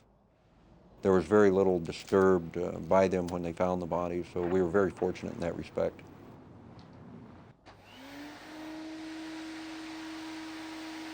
Investigators frequently find evidence in common household dirt. Sometimes hair and fibers buried in carpeting can be traced to a suspect. For thorough coverage, investigators broke each room into quadrants and vacuumed each section. To begin the painstaking task, investigators must first cordon off a 3-foot by 4-foot area of the room. The investigator uses an ordinary vacuum with a special filter attachment.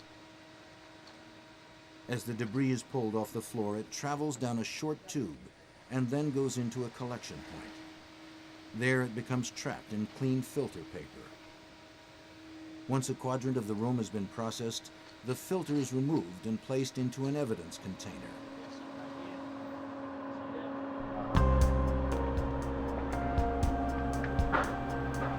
Many minute hairs and fibers are missed by crime scene vacuumings. Therefore, a portable argon laser is used, which causes unseen hairs and fibers to fluoresce when exposed to the laser's light. Package that. Let's not lose any of this, okay? That's for sure. Got it.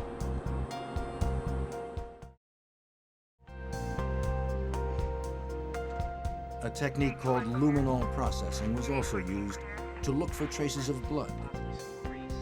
If present, the luminol spray will cause the proteins in the blood to fluoresce, making them visible to examiners.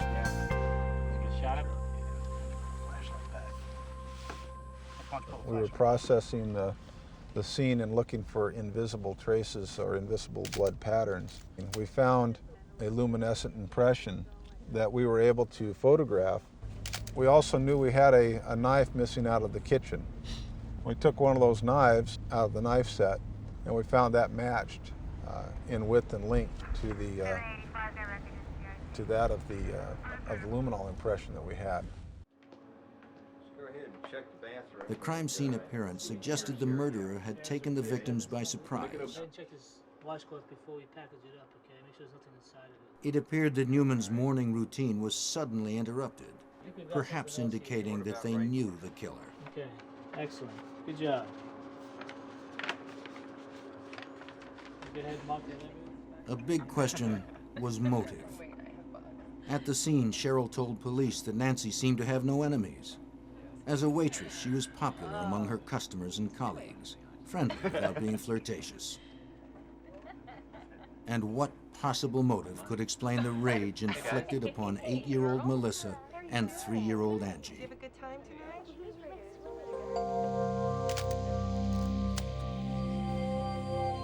Burglary was unlikely. It was obvious to investigators that the apartment had not been ransacked or otherwise disturbed. Investigators struggled to find a solid lead. The sign of their state of Detective Bill Reeder worked the case from the beginning. The initial lead came from the scene itself, that we could find no signs of forced entry. So that kind of leaned us toward looking at people that had access to the apartment or knew the victims. Immediately the questioning began. Neighbors, family and friends, anyone who may have had information. What we were looking at was to find someone that had seen anything unusual, any strangers in the area, had heard anything unusual, had seen someone carrying things away, anything at all that would help us focus on someone or somebody. Family members are almost always suspects early in an investigation. Paul Chapman was no exception. Though he had no one to back up his alibi, which was that he was alone most of Saturday, his reaction to discovering the bodies was clearly one of trauma and loss.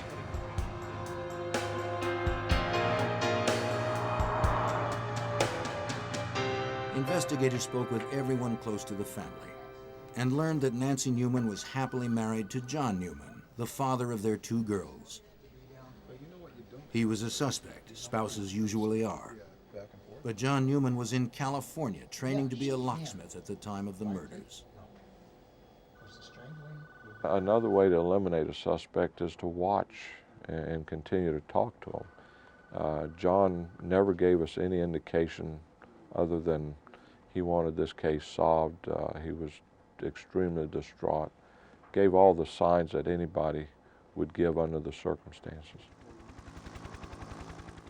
Because the Newmans lived in a multi-unit apartment complex, Detective Grimes knew that interviewing neighbors in the immediate area would be a daunting task. There was an apartment in a multi-unit apartment house, which was in a particular area of town that was surrounded by large multi-unit apartment houses, and we were looking at literally hundreds of dwellings in that area. The close-knit community of Anchorage was shocked by the brutality of the murders. Police investigators, having no experience with crimes this shocking, were asking the most frightening of all possible questions. Was a serial killer a possibility? Police felt pressured to work quickly. What kind of person would do this kind of crime? Was there significance in the way the people were murdered that could give us some kind of leads as to who we were looking for, or at least what type of person? And so immediately, I'd say within the first day or so, we were getting some help from the FBI. Investigators quickly realized they needed help in determining the type of individual responsible for the murders. They turned to the FBI's Behavioral Science Unit in Quantico, Virginia. Special Agent Judd Ray received the call. As a profiler in the unit, Ray's job was to assist investigators in hunting down America's worst killers. To do that, Ray had to understand the workings of a killer's mind. We were looking at deeds and acts of individuals after it happened and trying to predict the kind of personality, if you will, a composite view of what kind of human being could have done it.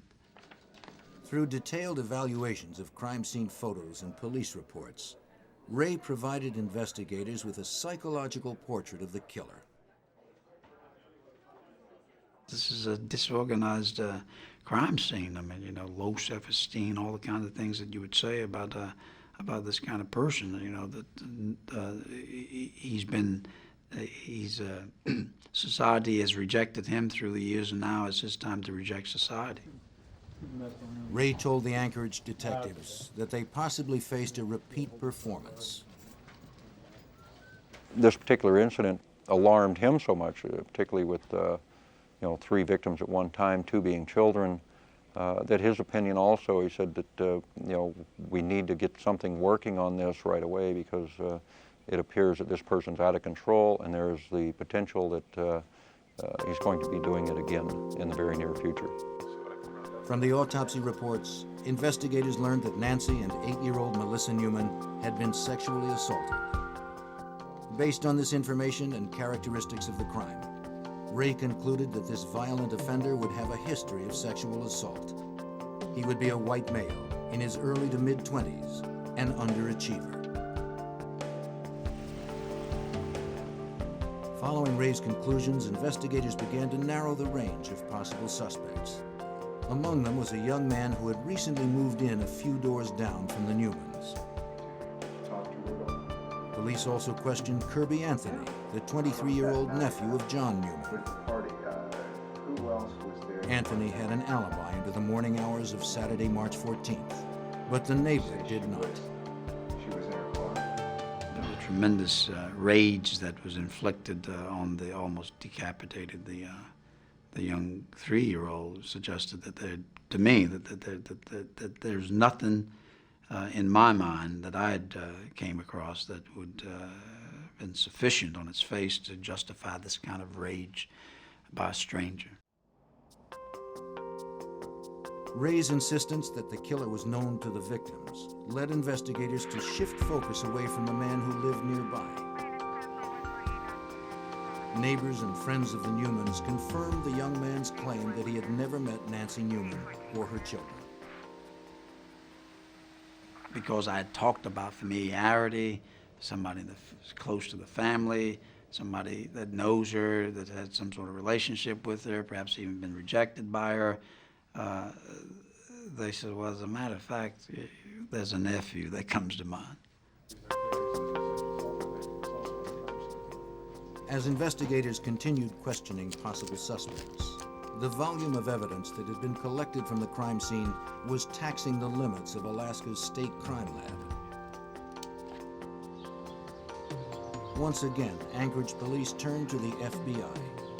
The evidence was sent to the FBI's crime lab in Washington, D.C.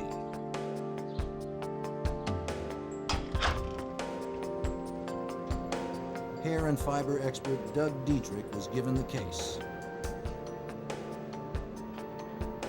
Diedrich began by sorting through the evidence, searching for any link to a suspect. Hairs, fibers, glass particles, soil, paint chips, anything that may have been transferred during the killer's violent contact with his victims.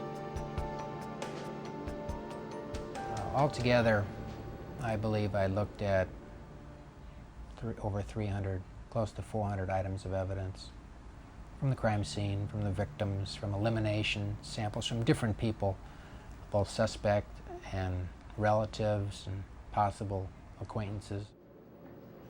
Fibers are unusually difficult to trace, and because no one knew what the killer was wearing during the murders, there was no basis in which to compare recovered fibers. The varieties that are out there are endless, so that when an individual in a case, for instance, who is wearing a particular type of clothing transfers fiber material, that evidence will be considered to be unique. Even though they may have made a number of garments of the same type, by the time it gets out into the public, this material is dispersed like a drop of oil in the ocean. It's there, but it's hard to find.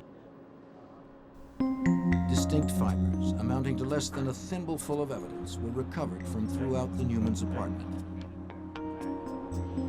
Diedrich's expertise of fiber transfer, however, enabled him to reconstruct the suspect's movements during the crime, giving investigators a clearer picture of what actually transpired in the apartment.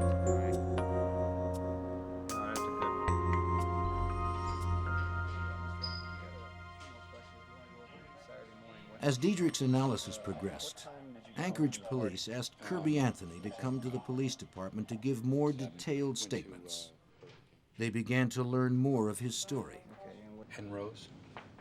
Anthony and his girlfriend had moved from Twin Falls, Idaho to Anchorage 18 months earlier. Both had stayed at the Newmans for a while, but were asked to leave about the time they found jobs on a fishing boat.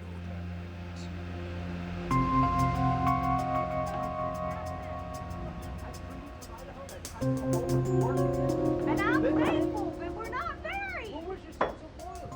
He and his girlfriend split up while working on the boat after Kirby accused her of having an affair with the skipper.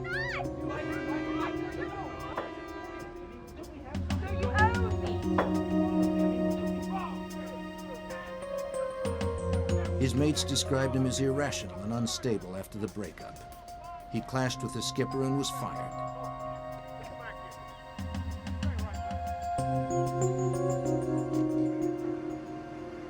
He returned to Anchorage alone on February 14th, 1987.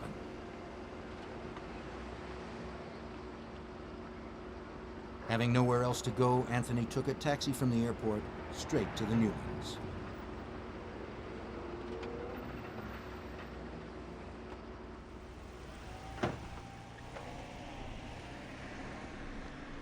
Through Cheryl Chapman's continued assistance, police learned that John Newman was upset over his nephew's return to the Newman household during his absence.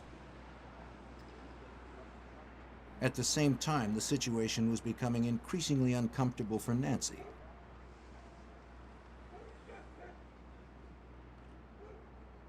After a few weeks, she asked Anthony to leave. He moved in with an acquaintance, Dan Grant. As the investigation began to focus on Kirby Anthony, Sergeant Grimes recalled his first encounter with him. The day of the murders, Detective Grimes took on the task of notifying Anthony about the deaths. I told him that we had some bad news for him, that his aunt and her two little girls had been found dead just earlier that morning. As I recall, Kirby grabbed his hair and started wailing and moaning, but it was all dry-eyed. There was no tears. Anthony's demeanor did not fit that of a grieving family member, but Grimes knew that Anthony's odd behavior would never justify an arrest. Well, I know I was. The autopsy report, however, made investigators more suspicious. Autopsy results helped pinpoint the murders between 7 a.m. and noon on Saturday, March 14th. What we're able to demonstrate is that the murders happened early in the morning, after the victims had gotten up in the morning. One of the victims had had a bowl of cereal. The other was in the process of eating some cereal. The mother was in the process of having a cup of coffee. Establishing the time of the deaths made Anthony's alibi irrelevant, which was that he was at an all-night party until early that Saturday morning. He admitted that he drank, smoked some marijuana, and did cocaine. Hey man, wake up! Get up, man! He said he returned to the house he shared with Dan Grant at about 7 a.m., then left again at about 8:45 a.m. Meanwhile, FBI agent Diedrich's investigation into fiber and hair evidence was growing more complicated. One of the items that had come in consisted of vacuum sweepings. At least there were several vacuum sweepings from different rooms. Those items have to be processed and hairs have to be prepared from that. What was, I think, probably the most difficult aspect of this case for me was in trying to account for every hair that was found in that residence. And that's something that's not usually done and seen as there are often too many hairs to deal with. But in this case, it was a monumental task to do that. Each hair displays its own peculiar characteristics under a microscope, making it possible to trace its likely origin. The fact that hairs will differ from person to person is very evident when you magnify these characteristics upwards of 250, 400 times. To examine the fibers and hairs collected at the scene, Diedrich used two high-powered comparison microscopes connected by an optical bridge, one for known material and the other for material yet to be identified.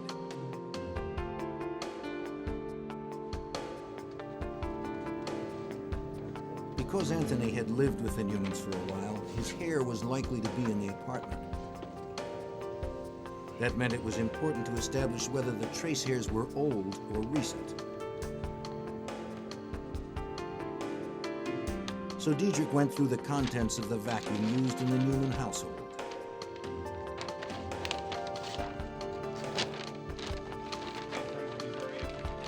Because of the vast quantities of hairs and other items that were found in the bag, I had to look at the vacuum bag from a layer standpoint. That is, what was the most recently deposited or recently vacuumed material.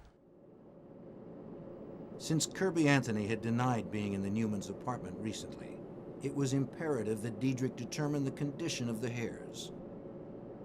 The condition of the surface of hairs, the condition of the ends, the roots, will often indicate how long a hair may have been in a particular environment. Working his way through the layers of the Newmans' vacuum bag, Diedrich found some of the same types of hairs that did not appear to belong to any of the Newmans.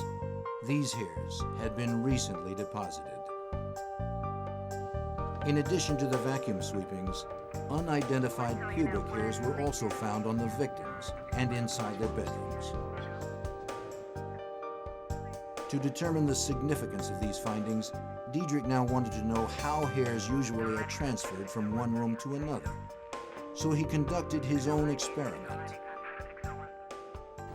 It was a question as to how likely would it be to find somebody's hairs, say pubic hairs, in different areas of a home. So I designed a little experiment where I took a vacuum home, crime scene vacuum, to my house and vacuumed 4 bedrooms over a 2-week period, same time every day, just to see what types of hairs might be found. I was focusing mainly on pubic hairs.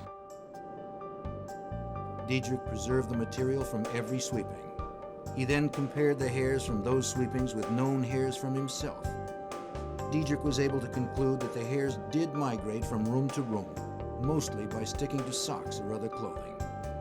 The hairs deposited at the beginning of the experiment were deeper in the vacuum debris and therefore more damaged. The more recently deposited ones were not.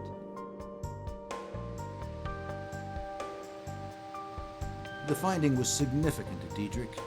Since Cheryl told police that Nancy vacuumed her house Friday, the unidentified hairs found on the victims would have been deposited right at the time of the murders.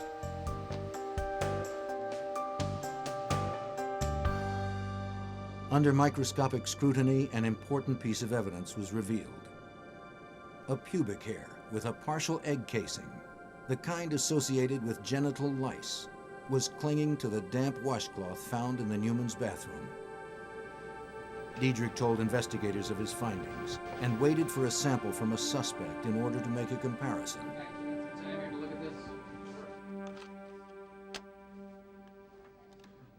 There were at least a half a dozen individuals who were considered prime suspects. Investigators received lists from the State Corrections Department of people recently released who had a history of sex crimes or violence. Some of them were living in the area close to the Newmans. To eliminate these individuals as suspects, each one was extensively questioned and all of their alibis were checked out.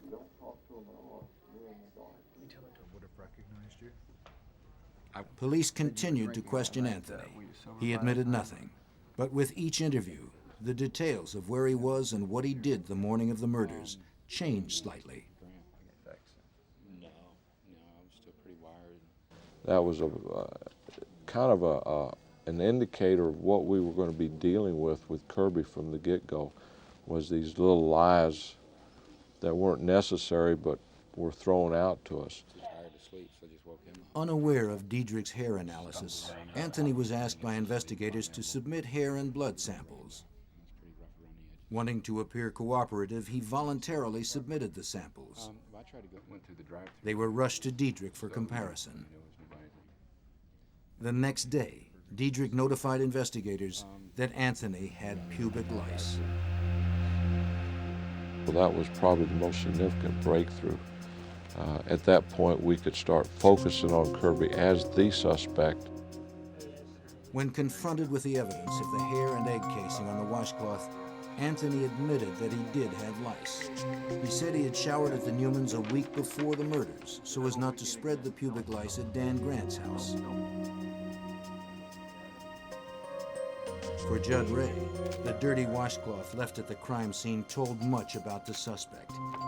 The killer had cleaned himself at the murder scene. Why take the risk? Why not go home? It was obvious to me that he had to go somewhere where he couldn't go there all bloody,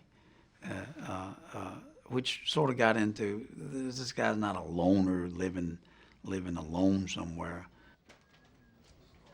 Ray's behavioral profile also predicted the killer would have been associated with a previous sexual assault. This prediction prompted investigators to look deeper into Kirby's past. They learned that Kirby Anthony had been the central suspect in an Idaho case that remains open to this day. The victim, a 12-year-old girl, suffered brain damage in the attack and was unable to testify.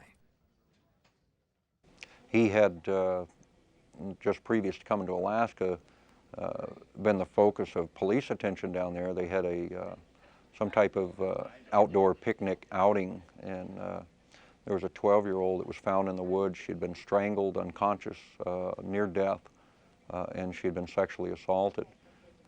Their investigation pointed right at Kirby Anthony. Ray also predicted the killer would want to appear cooperative with police. They told us that the suspect would interject himself into the investigation. He would call to find out what the evidence was showing, and Kirby started doing that. What investigators did not share with Anthony was that Diedrich's other hair comparisons were also pointing to Anthony. The pubic hair found on the washcloth was only one of many positive associations Diedrich was able to make between hairs found at the crime scene and those submitted by Anthony. And in this case, a number of pubic hairs that were like Kirby Anthony's were found in the rooms, both the victims' rooms, the two girls, and as well as a couple of them that were similar to his on the bed of Mother. A hair from Anthony's head also was found on the top sheet of Nancy Newman's bed. Facial hairs that matched Anthony's beard were found on all of the victims and in their rooms.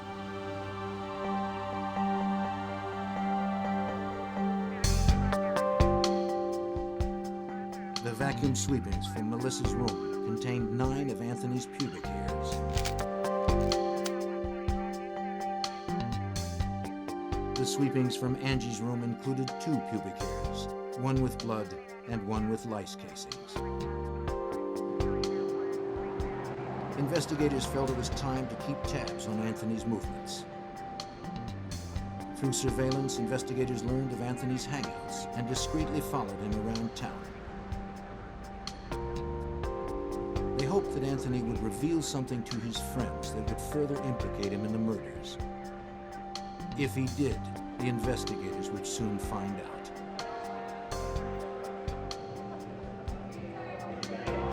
The effort paid off. One of Anthony's acquaintances told investigators that he was writing poetry on napkins and passing the poems around the table. He told one of the women that Nancy Newman had been forced to watch part of the assault. It was my aunt, 2 nieces. Investigators also learned that at one point after the murders, Anthony called his ex-girlfriend's mother in Idaho to tell her about the crime. Angie Newman had been stabbed, he said, and Nancy and Melissa sexually assaulted. In both instances, the call to Idaho and the scene at the bar, Anthony could not yet have known about the details he described. You must have read a different article. The information had not been released by police to the press, nor had investigators mentioned it to Anthony during questioning. Pretty sick. I don't remember those details. You did?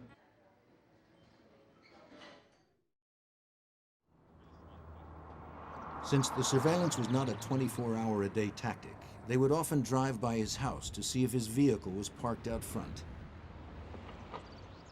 If he was home, investigators would often ask him to answer some questions.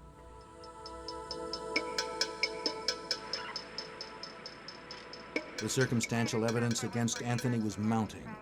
Said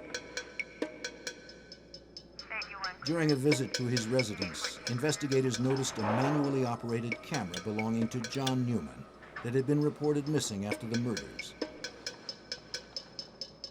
He told detectives that the Newmans lent it to him, but when asked later to demonstrate how it worked, he seemed to have no idea how to operate it.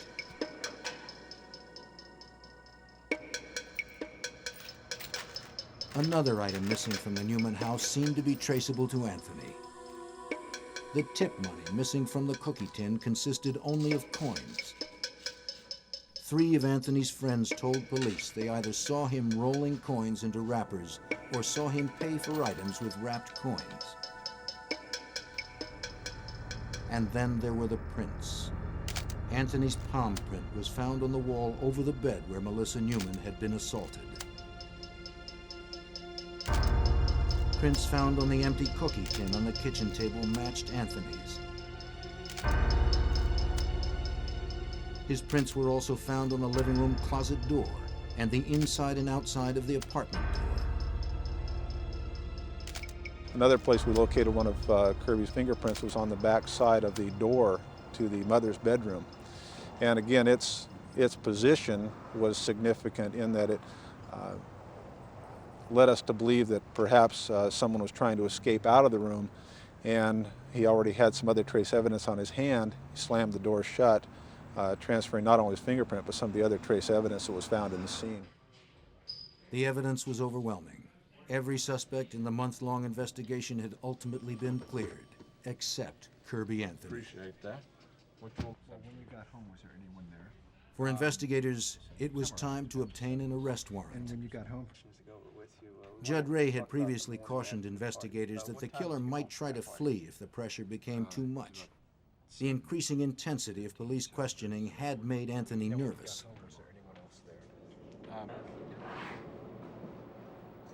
Judd Ray was right again. Anthony confided to his roommate, Dan Grant, that he was leaving town. He asked his friend not to tell police.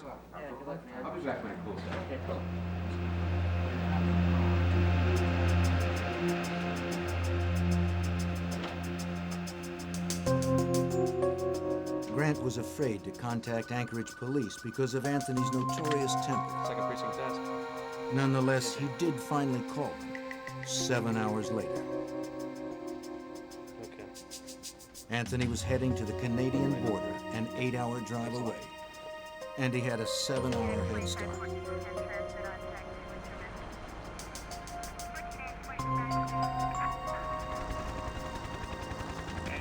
Anchorage and the Canadian border are separated by hundreds of miles of uninhabited wilderness.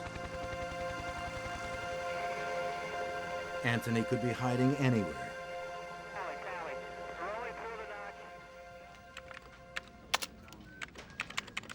Anchorage police quickly contacted U.S. Customs at the Alaska-Canada border. They described Anthony in his vehicle and told the custom official that Anthony was a suspect in a triple homicide. They were hoping he was on his way.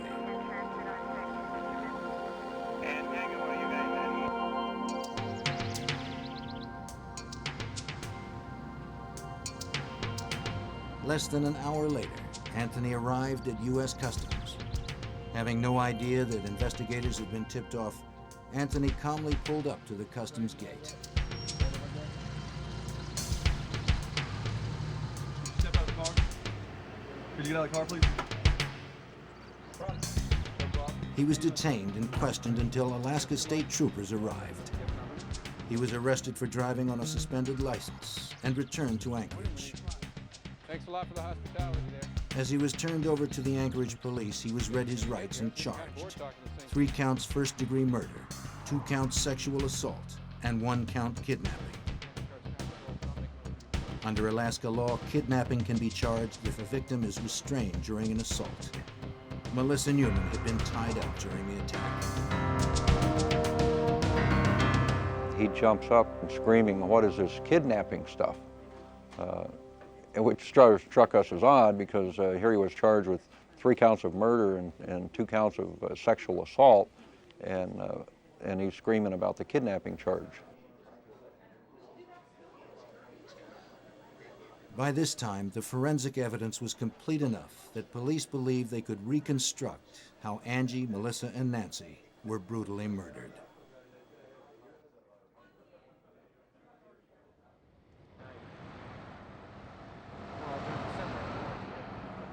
The last time Cheryl Chapman saw her sister alive was Friday, March 13th.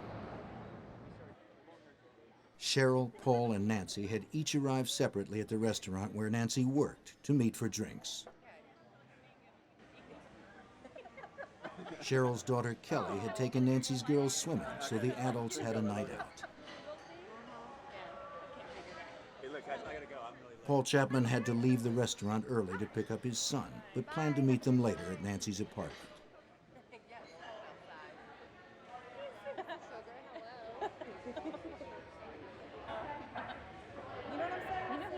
As they were leaving, Cheryl suggested that Nancy leave her car at the restaurant and ride home with her.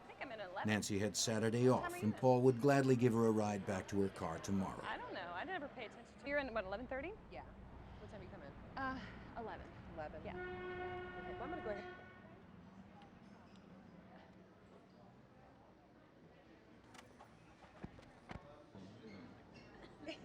Cheryl, Paul, and Nancy all ended up at the Newmans' apartment to wait for Kelly and the girls. You don't see me every day. They sat, laughing and talking, until about 9:45 when the girls came home.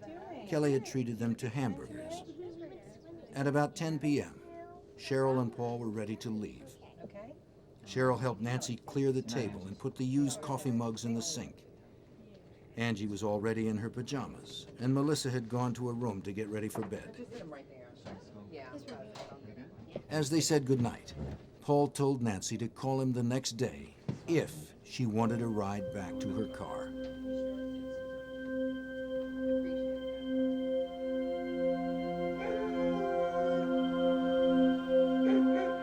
Sometime between 7 a.m. and noon on Saturday, March 14th, Kirby Anthony arrived at the Newmans' apartment.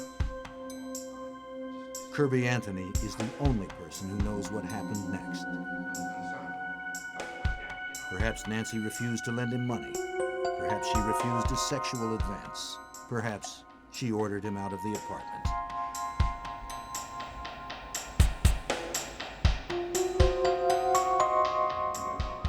In any case, his anger boiled over.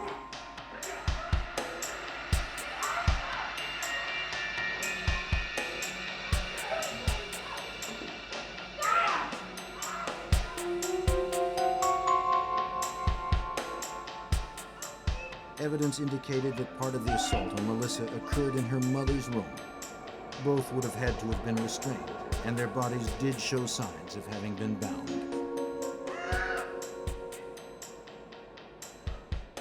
We are able to show through serological findings that Melissa, the 8-year-old, had been assaulted in the mother's bedroom and that she had crossed the bed and was actively bleeding at the time.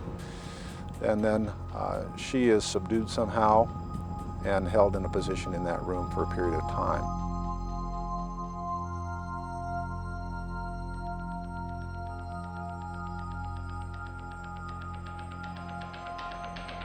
Melissa Newman probably witnessed the rape and murder of her mother. She then was taken back to her bedroom where she was assaulted again and killed.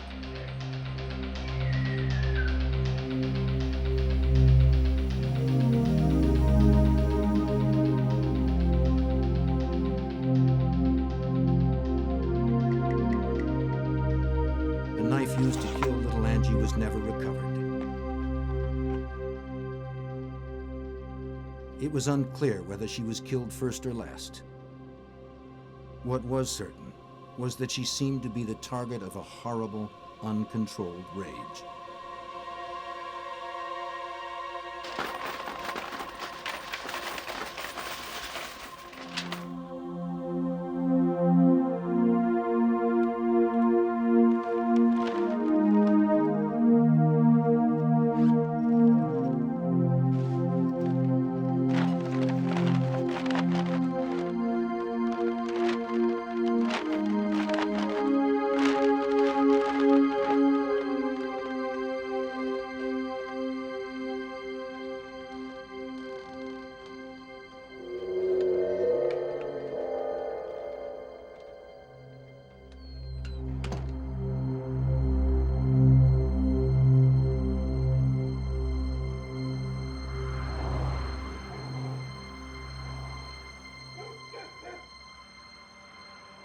Nancy Newman did not call Paul Chapman the next day for a ride to her car, nor did she answer the phone when her sister tried to reach her repeatedly. Instead, she and her 2 daughters lay dead nearly a full day before their bodies were discovered.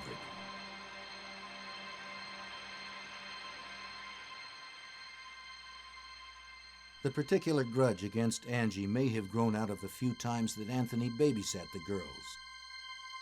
Reportedly, he had called her a tyrant.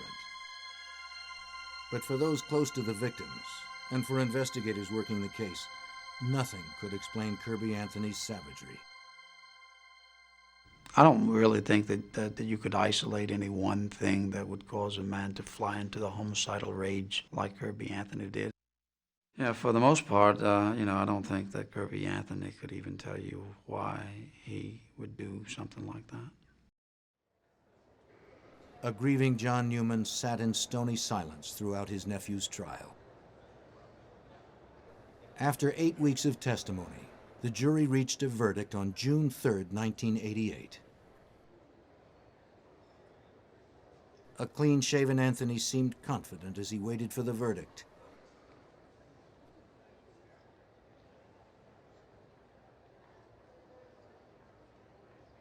As each guilty verdict was read, Anthony's composure disintegrated until finally it shattered completely. He was sentenced to 357 years for his crimes.